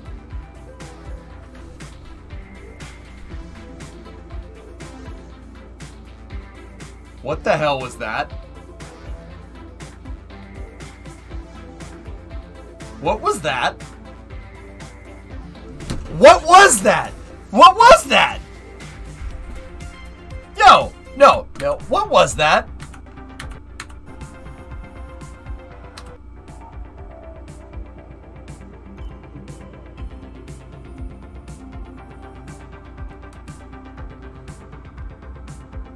Don't worry about it. Where are you?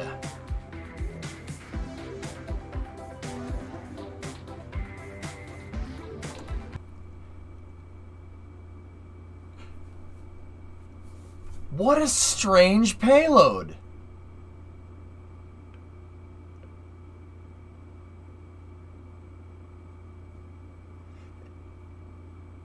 What the frick?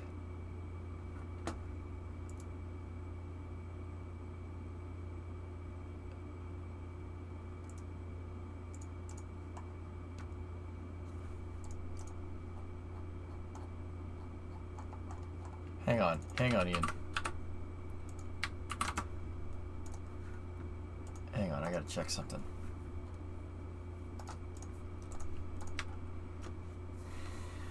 That's a Globestar right there. That's a Globestar satellite right there.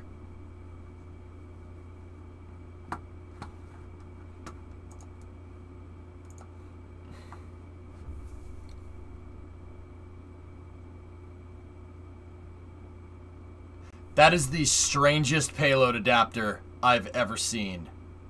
That is so strange, dude.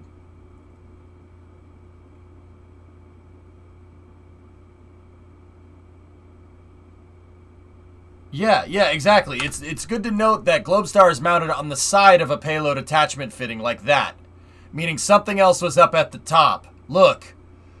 And whatever it was attached to this. Whatever the hell that is. I've never ever seen a payload attachment fitting that looks like a spider web.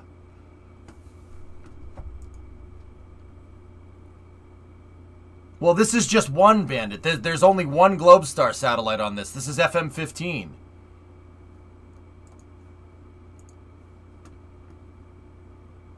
So this is the payload attachment fitting right here. That's the satellite right there. Pretty obvious. There's the satellite attachment point. What the hell is this? Live now, it showed it again.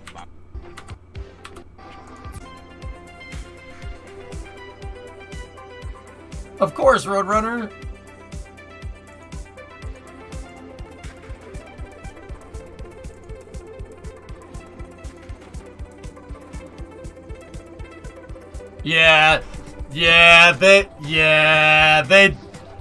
There was something else on this. There was something else on this. That is the strangest payload adapter I've ever seen. I've never seen one that looks like that. Oh, we're way behind. I brought everyone over to Mission Control for some rocket information. Hey, thanks for the raid, dude. I didn't see it got buried in chat. Look at this thing.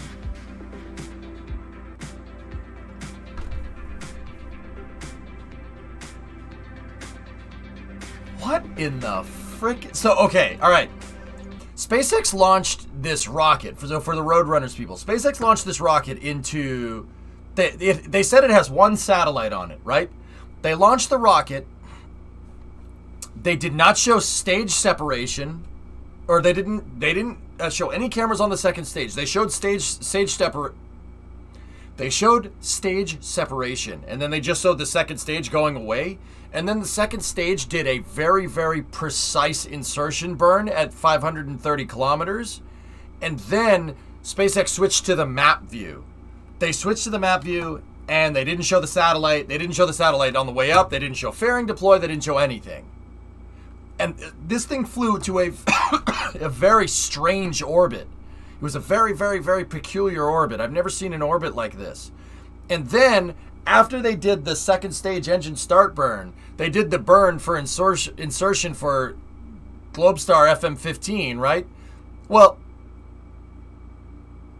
right after the burn is when they started showing things again, which is very weird. They usually don't do, and it wasn't a communication blackout. We were still getting telemetry.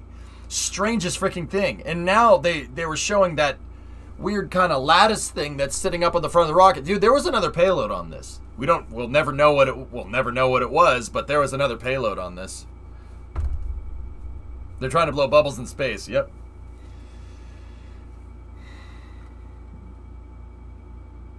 It's the first time we've ever seen any kind of tech for a classified mission. Yeah, see this thing? What is this? That's not part of the satellite. That's very, very strange. It's a very weird... So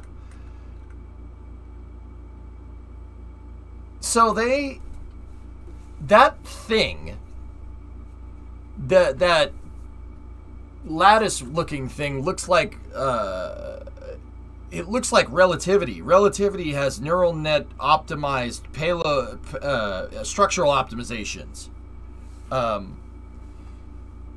See, look at this thing. That's very strange looking. That looks like almost plant cells, right? It looks almost like plant cells.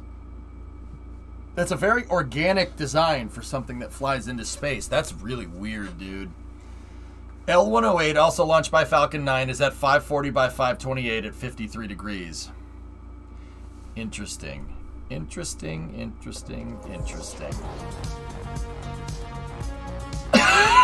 Yeah, it looks like 3D print film there. Lost the signal. Tasmania. We have lost a signal through Tasmania. Yeah, Hank, right?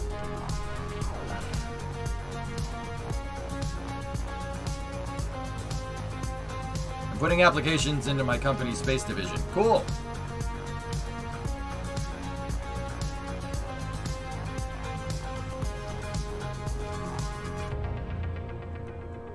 I think first Akubier drive was launched, yeah.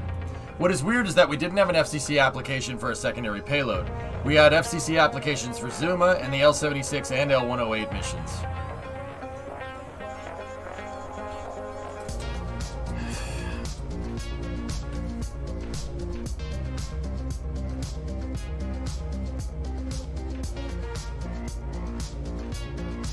Dude, what a strange orbit, man. Anyway, Roadrunner, what were you up to, dude? What were you playing? Thank you for the raid. I do appreciate it, man. So now after the SES2, the orbit is in a slightly higher on one side and more eccentric. In 40 minutes, they'll circularize at SES3. Guys, you know what I'm noticing here? Interesting. Okay, so, fellas, I'm noticing something a little bit strange here. So, you'd think that this satellite is going to a 1,400 kilometer orbit, and you'd think that the orbit is slightly eccentric, but they're still hovering around 583.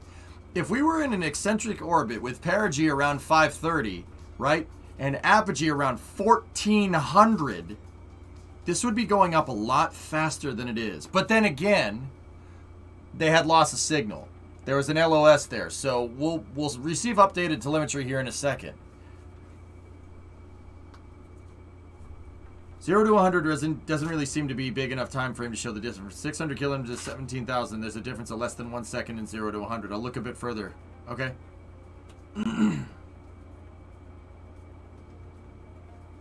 Someone try to see where the rocket is at a certain time. All right, because if it has higher TWR, it'll get, like for instance, away from the transporter erector at a certain time. This was from Transporter. It looks like a Starlink deployer. Elon tweet. What's that, Bandit? The numbers don't update during loss of signal. That's right. We're changing Starlink's default Wi-Fi name to Stinky. Yeah, we said that, Bandit. That was a little while ago.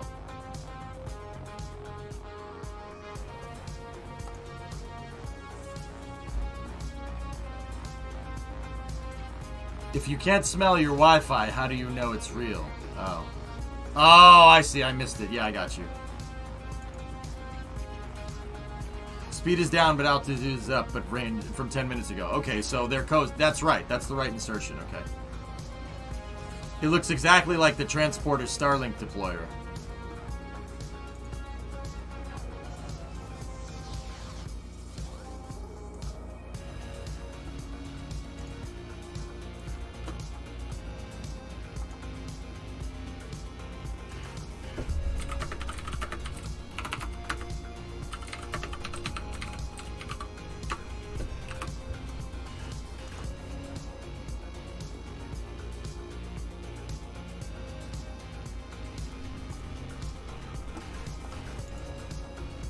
Why are they hiding a Starlink?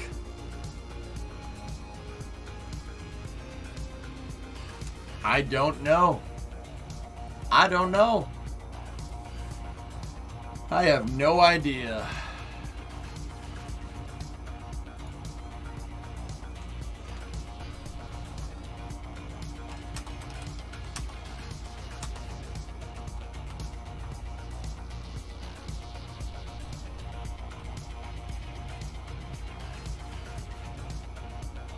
You better buy that or else.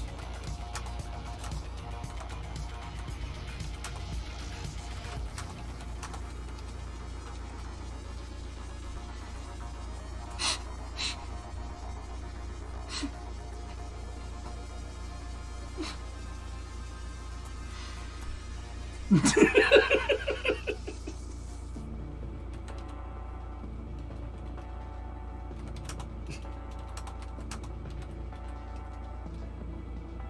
big meanie.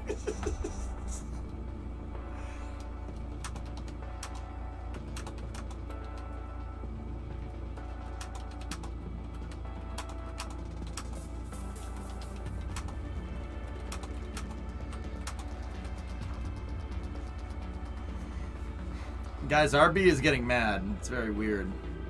See last. What's up, dude? What's up? Can a Starlink 2 fit in that fairing? No, Goalie, it can't. No, no. By the way, this happened in NASCAR earlier. Is this the truck that flipped? Yeah. Dirt do be like that. Man, what a picture that is.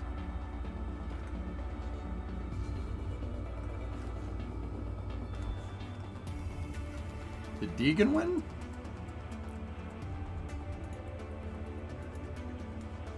Hold on.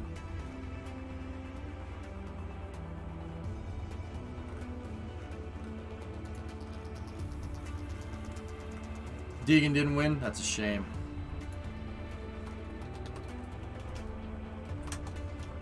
Gillen won? That's a shame. Hallie's my favorite driver from the truck series. No joke. Not even kidding. Girl's cool as hell, man.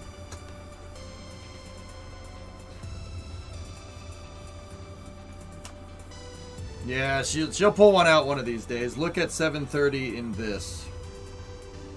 You know you can right click, right, and say copy link at current time, right? Rage, I know we're all boomer tier here, but yeah, I see it. Somebody already linked that, dude. But yeah, I got you. Starlink 2 is 7 meters across, username. It's designed to fit inside a Starship. We should have an AOS through Hawaii here in a second.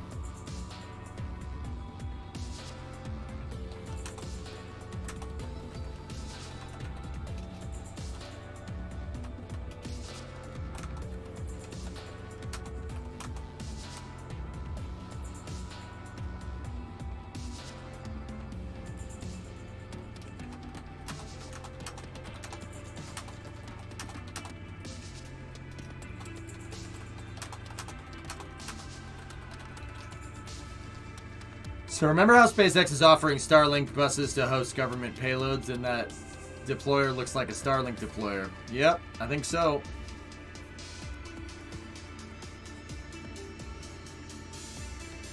You need Starship in the air again.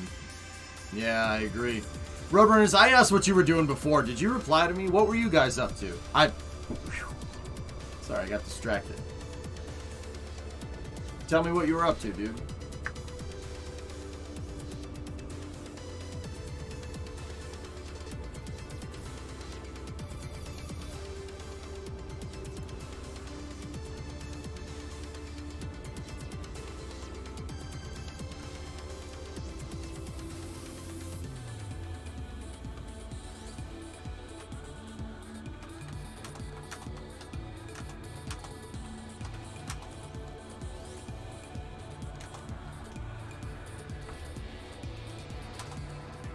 You were playing Stationeers, dude? Right on, man. Cool.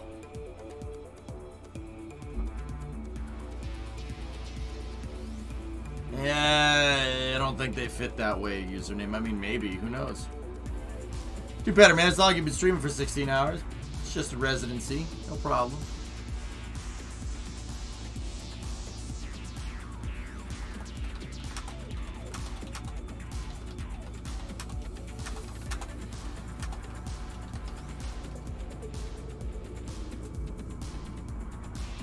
Welcome back, Julia. I told you, hey, I said I'd be streaming into Sunday morning. I'm still here. I'm still here.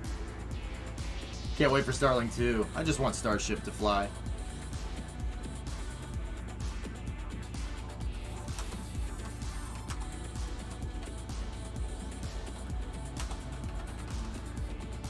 Discovery, go and throttle up. Dizor, 40-month resub. Alright, we're watching the SpaceX payload coast out now. It's gonna be a little bit.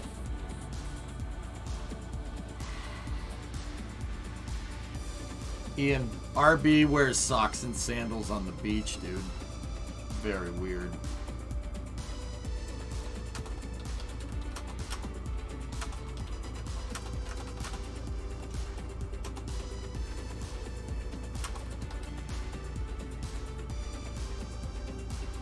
Don't cover up the dogs. Yeah. Still don't have communications. There's not much. SpaceX doesn't have much in the way of ground tracking stations over the South Pacific.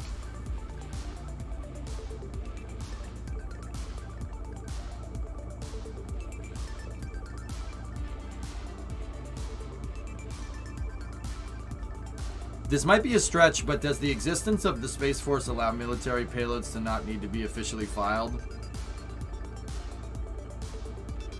I don't know. Probably not. Well, I'm 0 for 2 for showing up on time for launches today. Sorry, Talon. Starlink sats don't need FCC filings anymore, so...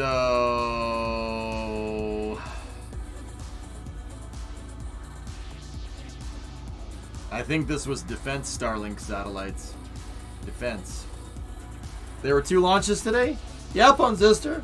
I started the stream with Falcon 9 Sarah at like 11 this morning. Or no, 9 this morning. Yeah. The Sarah 1 mission out of Vandenberg. And we ended it. We're ending it with a Falcon 9 launch, dude.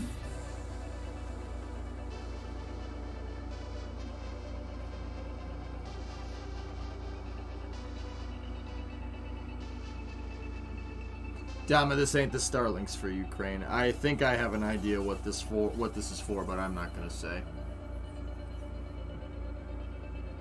Let's just say that it's pretty public information that the Department of Defense has an interest in Starlink, and that's it.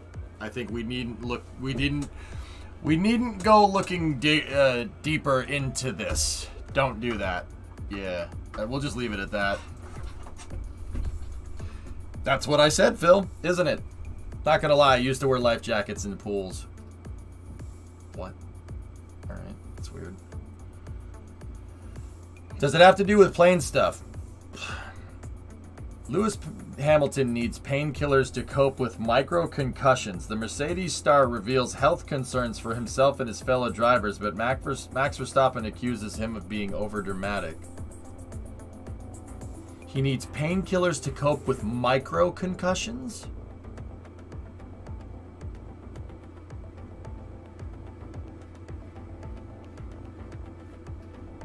Wouldn't be due to the fact that he's been doing this for like 20 years. Do you think that might have something to do with it? And Max has been doing it for like 5? You ever come to the conclusion you might be old? I don't hear Alonso complaining.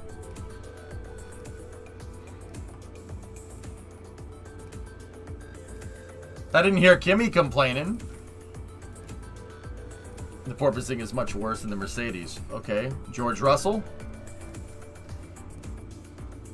Yeah, what the hell is a micro-concussion? I mean, and to be fair, guys, I want to dump on Lewis Hamilton just as much as the next guy, but it is a pretty violent ride in some of those cars. I can't... He's right, but also... Yeah, you know, I don't know how old Lewis is. I think he's just a couple years older than me. Dude, once you get into your 30s, bouncing around in a car like that, that would hurt. You'd feel that the next day, unless you worked out like every day, you know. Lewis can't find the salami lid. I've never heard of micro concussions either, Ice Mage, for what it's worth. See, your boy has had actual concussions. I had a freaking not a linebacker. I had a running back, helmet to helmet, hit me when I was playing defensive end one time. Don't remember what happened after that for about, I don't know, 30 seconds. I woke up and literally seeing stars. Like, I actually saw stars. Like, yeah, no, your boy's been concussed a couple of times. It's not, yeah, no, that hurts.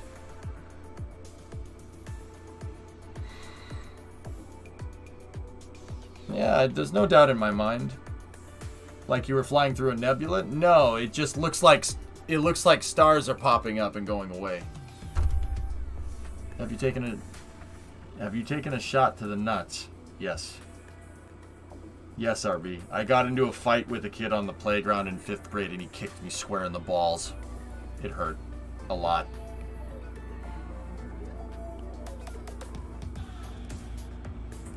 Have you taken a shot at the salami lid? I have to run and get some sleep. Make up for the sleep you're not getting tonight. Alright, Roadrunner. Hey, thanks for the raid. I hope you enjoyed Stationeers. Thanks for coming in here. Thanks for thinking of me, dude. I appreciate it. Be good, brother. Worst is when you sit down on the oh.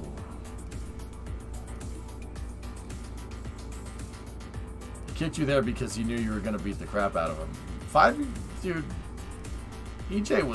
Young EJ was crazy. Crazy. Like, crazy. This is EJ before I figured out what a computer was. Yeah, I was nuts, dude. This dude's stupid stuff all day.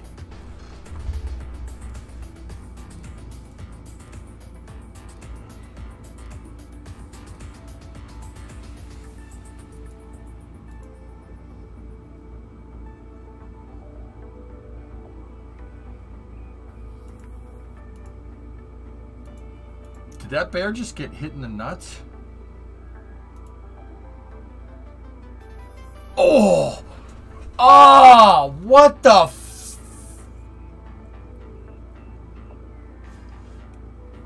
Dude. Oh, no. That's like getting whipped in the nuts. No. That, dude, I felt that. I feel bad for that bear. Damn. Yeah, Fun Sister. I have the Jackass DVD box set, for what it's worth. Whipped into salami lid. The salami lid. 95. You're really gonna be upset when I tell you that those are pepperonis. The pepperoni lid.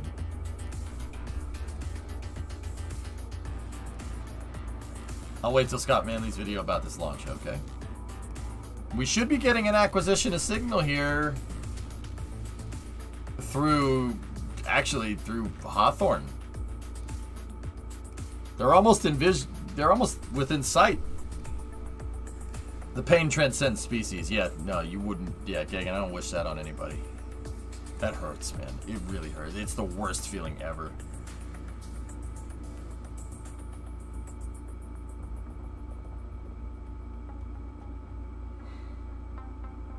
Would I be able to see it go over? Too dark. Looks like wet dress rehearsal simulated countdown is scheduled for Monday at 2:40 Eastern Time. If NASA streams it, Novus, I'll probably be here. Yeah, I would be very, very interested.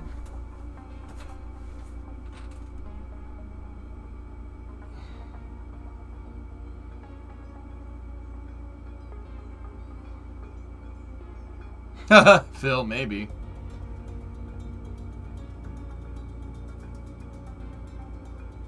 Yeah, interview, right? Yeah, Rev, they should be. Yeah.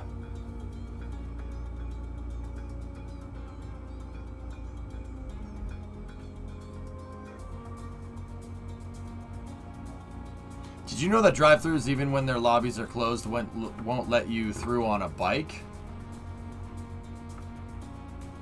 I'm telling you, Loopy, you need a car, my dude. But, yeah, that's a little messed up, actually. No salami lid. Would SES3 be visible in the dark?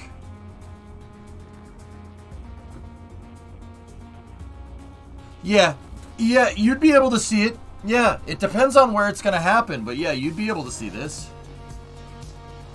I heard they're doing actual coverage. Still no loops. As far as I know, okay.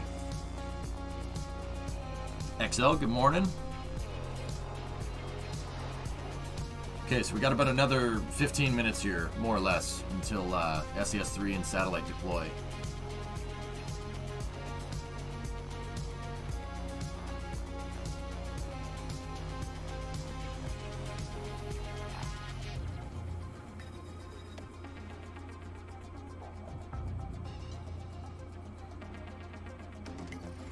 Three minutes until the salami lid. That's the salami lid. The salami lid.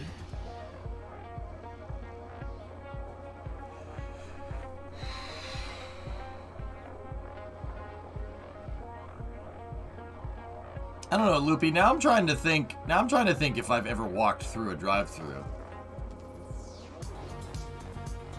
I've never walked through a drive-through, but I've ordered from a Sonic outside before, like not in a car. Does that help?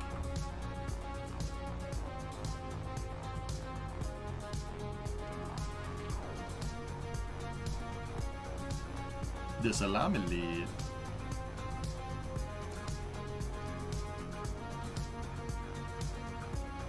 Nice, Hypno. Sonics have buzzers for the sit-down area. No, this was like, yeah, Ponsis, yeah, that, yes, that. Sorry, it's late. Salami emote when? Yeah, I know, you'd love salami emotes. There's a place that'll let you. The Wendy's has always had a dining area lock, usually does, but a Taco Bell was like, nah, you have to be in a vehicle. How could they tell you weren't in a vehicle? Don't you have to go to the drive-up speaker or something? There's the telemetry, 933, not 20. Signal of Vandenberg. There's the AOS through Vandenberg. The McDonald's in Cape Canaveral yelled at me to do curbside pickup on the app. Dude, Loopy, I will come down there, I'll teach you how to drive, dude. I'm serious. I'll teach you how to do it. It's not that bad. Trust me on this one. You can do it. They have cameras? Yeah, I guess you're right. Told you should have just let goalie pick you up, man. He would have taken you there. You would be having Taco Bell right now. How'd you listen to me?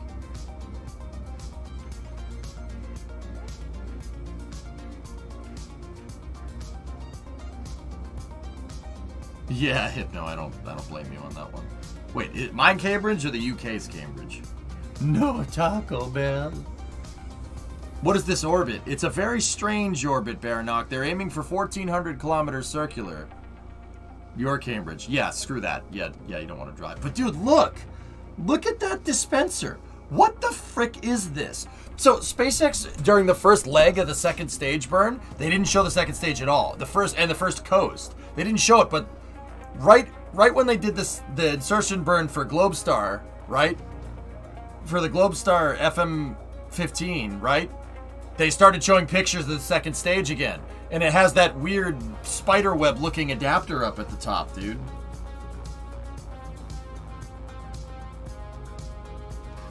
Yeah, Fat Kid wanted the bell also. Is it still open, Loopy? You guys should go. Go to freaking Taco Bell, man. Nah, that's the salami lid. Dude, look at that adapter. That is the weirdest looking adapter ever. If it was so secret, why are they showing it off now? There's no satellite attached to it, dude. There's nothing attached to it. It's just the dispenser.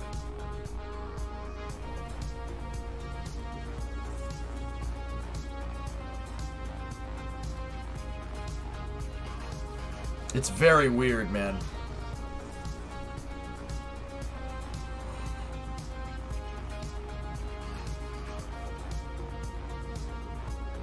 That looks like C-22.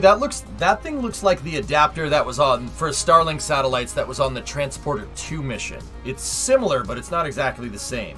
That's a very weird adapter.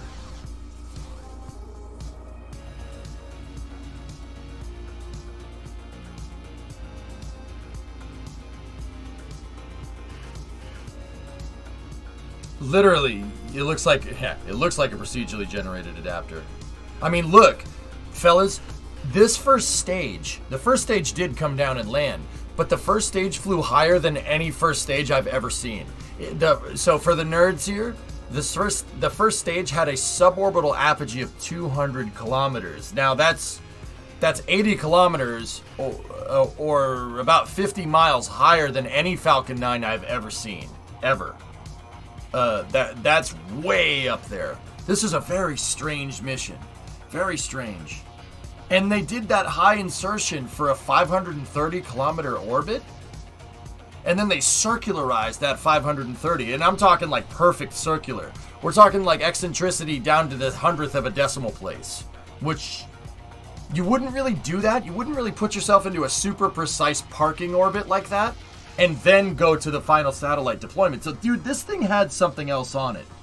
This metal thing here, the triangle thing, was, you can clearly see right here, and right up there that it's an adapter for something. There was something on it, and SpaceX didn't show the deploy. They didn't show any of it.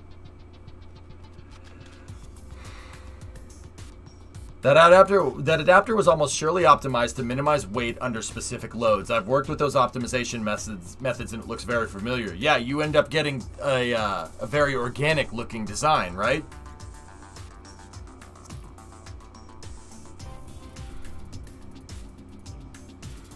I'm down to learn to drive. It's not a fear as much as it's a finance thing. I can't afford a car or insurance when they just fired me while I was on FMLA. Loopy, the last time we talked about you driving a car, you said you couldn't do it because you were scared. Or you couldn't do it because of a condition, if I'm remembering right. I'll teach you how to do it, buddy. It's easy, and it's fun. It's really fun. It's like driving a big go-kart. Next time I'm down there, we'll teach you how to do it.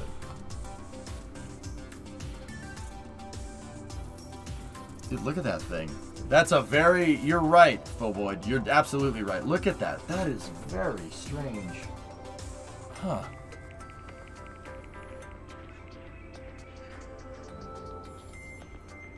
Can I teach you how to drive? You don't know how to drive, Phone Sister? You know how to drive. Shut up.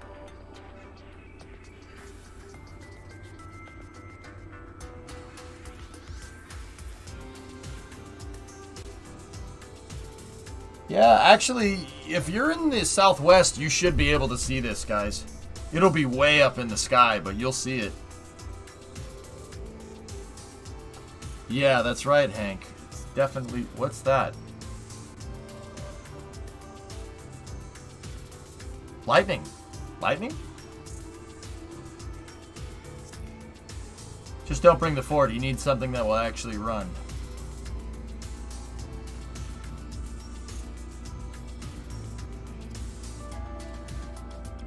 Hey guys, you know what's funny?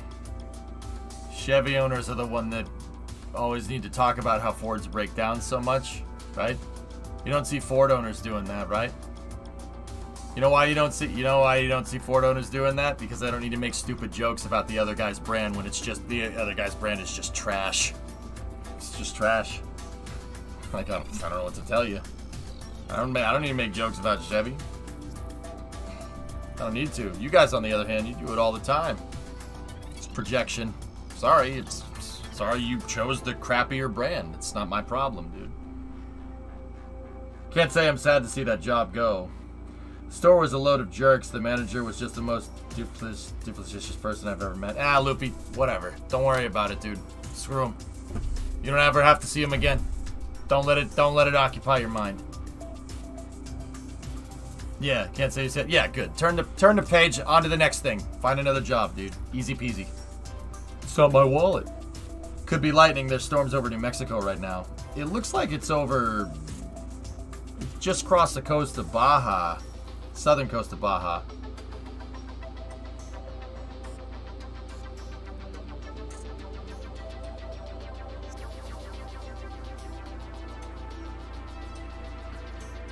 I don't know what you're talking about, someone.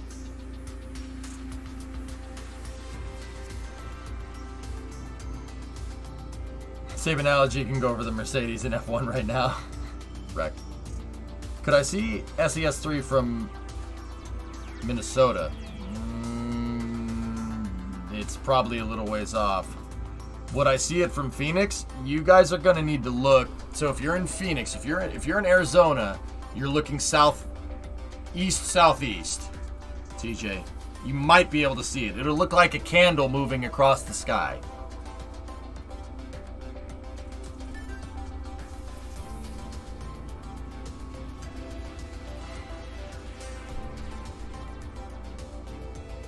Loopy, you don't want to work with Ponzister. He doesn't know how to drive.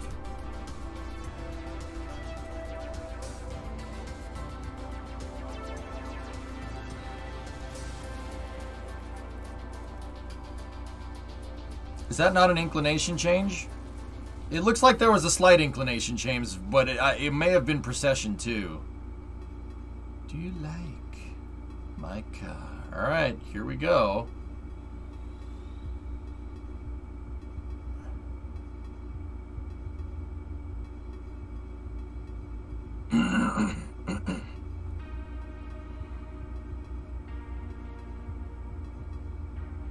Did you, Loopy, are you following up? You got to call them. Submit your application and call them the next day. Be like, hey, I submitted an application. I just want to let you know I'm really interested in this job. I would really appreciate the opportunity for an interview. Thank you very much. Got to call them the next day, dude. Do that. Be the squeaky wheel, man. I know it's a pain in the butt. It's something that it's like you don't want to do it, right? But you gotta do that stuff. That's important, dude. Well, Pone says you don't know how to drive. You just told me you don't know how to drive. So were you lying? Were you lying to me? I'm hoping the changes that F1 is going to make to the cars after Canada will help limit the bouncing. F1's they're trying to do something. I bet Jonathan McDowell is already on that other payload since it was deployed. Yeah, there you go, Squish, right? She may burn over me. Yeah, this burn might, goalie. I don't know, maybe. The only problem I have with Ford is, other than the Mustang and the Explorer, is that they're ugly. I like the trucks. God, I'm not really cars. Yeah, I know the trick. I do have a lead for a manufacturing job in the marina. Okay.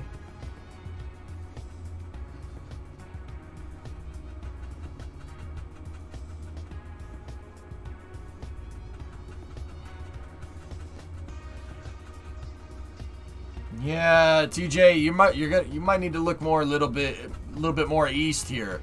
She's over this is like border of Texas and Oklahoma here. It's actually going over like Armadillo, like Armadillo. I know that's not what it's called. It's going over northern Texas into Oklahoma here.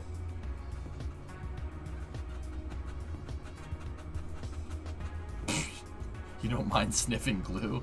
Sniffing glue won't make you dumber, dude. It'll... Yeah, okay. Just do it. Now, do you think the ASDS was required because the secondary payload was heavy, or the trajectory was circularizing at 530? 530. 530 with the long coast phases, Phil. It'll get you into orbit.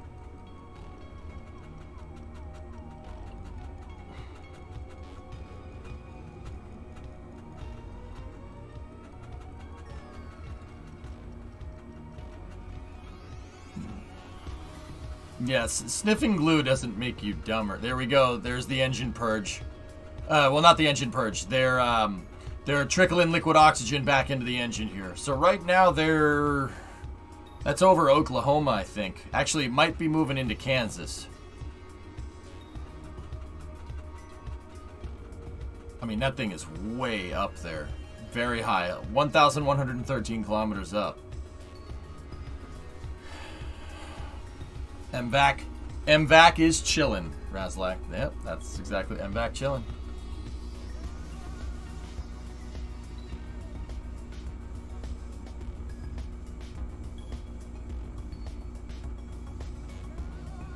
I haven't been around in a while. How have you been? I've been away due to testicle surgery. Thanks for tuning in to watch the Globstar FM-15 mission. We had an on-time liftoff from Florida's Cape Canaveral Space Force Station at 12:27 a.m. Eastern Time, and a successful landing of our first stage booster off the coast of Florida. Now we're currently waiting the final relay of our second stage Family Jewel's engine still intact, in just a few seconds. Okay. 1, 2, 3, 4, 5, 6, 7, 8. 8-second burn that time. And there we have had a short burn, SES-3 and SECO-3, which is second stage engine cutoff. And we are just waiting for confirmation of good orbit.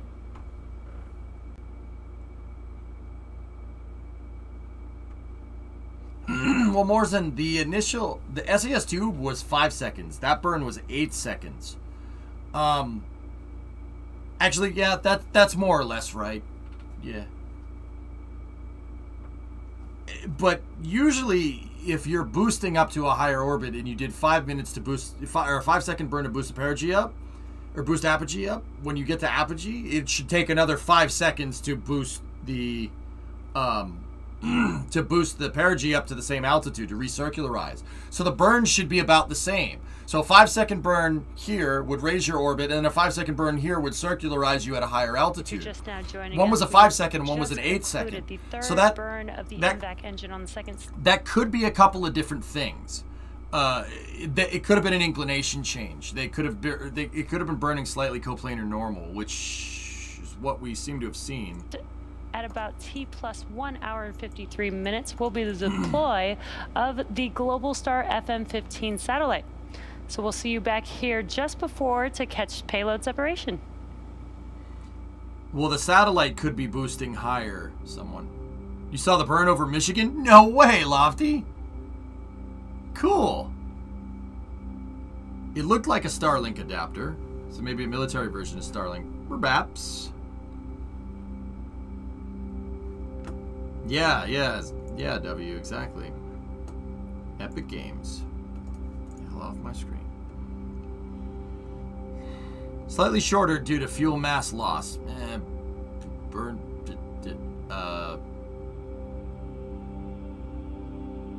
But the second burn was longer. Oh, nice. Nice picture. You saw it over Michigan as well, Pizza King. Cool. Rocket Pilot, you saw SES-3 over Chicago. Well, looks like people over in the Midwest got a real treat then, huh? Shoot.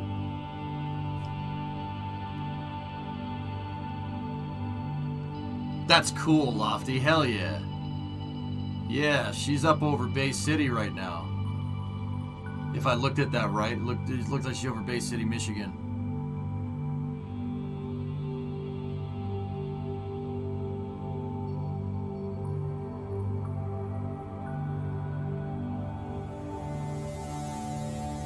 That's the purge down there.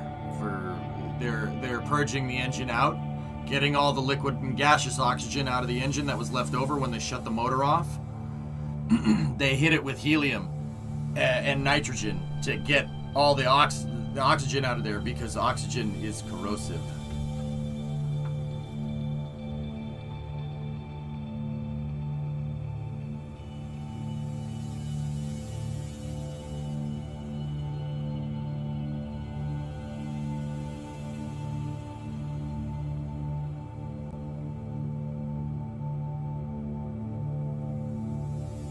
Yep.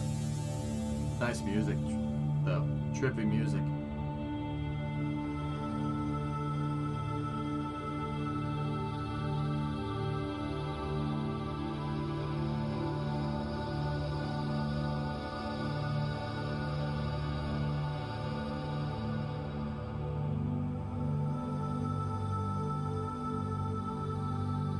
Not sure what that is.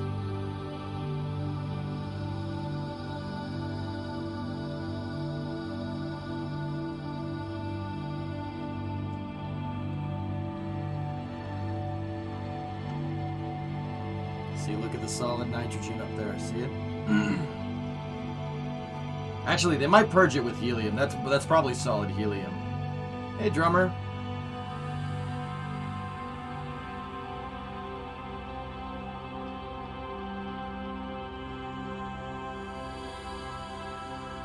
That's the strangest payload adapter I've ever seen. Drummer, look at that thing.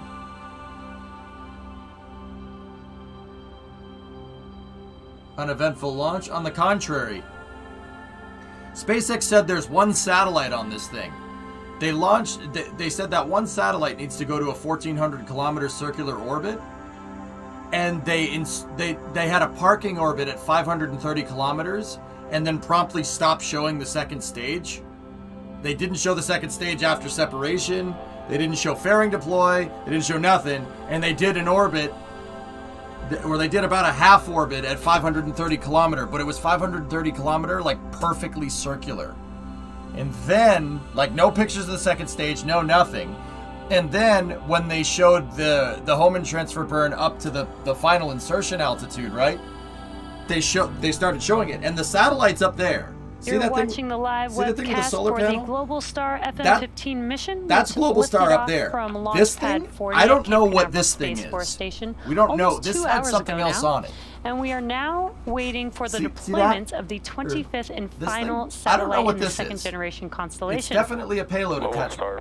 Yeah. Separation confirmed. See? There goes the satellite. An awesome view. You can What see is the this? Globstar FM-15 satellite drifting away from Falcon Perhaps, 9's Randy, yeah. second stage. There it With goes. a successful deployment of the Globstar FM-15 satellite, that will bring our webcast to a close. We want to thank our customer for What? entrusting us with tonight's mission. Jesse, what is this that? This launch completes a record 3-mission triple header in less than 48 hours. Thanks for joining us, and we'll see you next time. Well, thank you, Jesse. But seriously, what is that?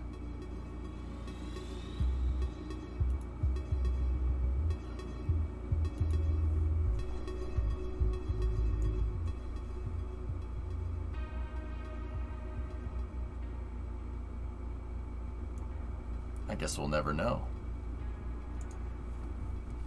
You so fancy. Jesse said missions? Wait, did she? Hold on. Successful Globstar FM-15 satellite, that will bring our webcast to a close. We want to thank our customer for entrusting us with tonight's mission.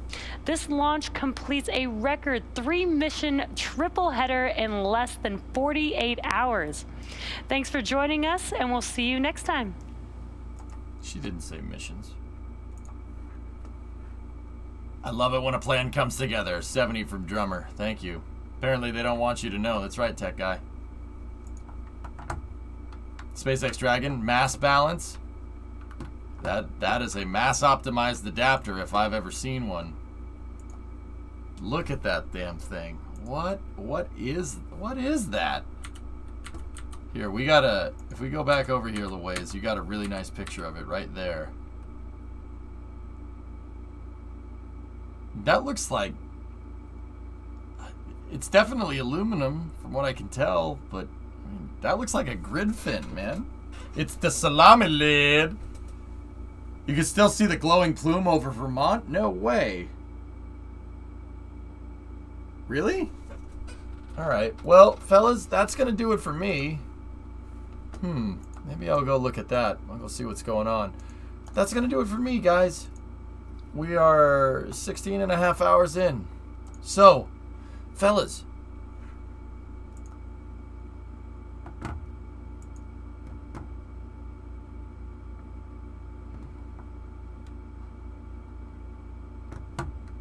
I'll watch it later, Gully. Yeah, long day.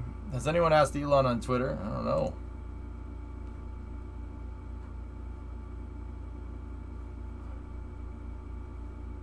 How about we wind down the night, or if it's your morning, let's go see what Aerosim's up to. Aerosim Gaming is a guy that's building an airplane on Twitch. So, let's go see what he's up to. What's Jonathan saying, Loopy? Now, this is the first piece of positive evidence of a second payload deployed between SECO-1 and SES-2. This looks to me like the poorly seen rideshare adapter used on the Transport 2 rideshare. It is the strangest... Yeah, that's a weird adapter, man. Go see what Aerosim is up to, guys. I will talk to you guys. Well, okay, here's the thing. Hold up for a second before you go. NASA's wet dress rehearsal for SLS is on Monday. I might be here for that. It really depends on how good the stream is. Their stream is. I would love to restream the wet dress. That would be really cool. Wet dress rehearsal number 2 for SLS is on Monday. If the stream sucks, well, the next time I'll see you is on Tuesday. But not with a regular stream. We'll be in New Mexico for a VFT, just the Spaceport America Cup. So next week is going to be all Spaceport America stuff. We're going to be streaming high-powered rocketry launches, Das and I. 21st, 22nd, 23rd, 24th, 25th. Should be pretty fun. So, if I don't see you on Monday, well, I'll see you on the other side in New Mexico. Thank you very much for watching, everybody. Have a good night, and I'll talk to you later. Go see what Aerosim's up to. Yo, you're going to space with Das, Spaceport America Cup, but yeah. On what channel? It should be on the NSF channel, on DAS's channel, and on here. It will stream it to here. Yep. What times does that all start? I don't have a start time for you, drummer. I'll let you know when I get that information, okay? Thank you very much for watching, everybody. I'll talk.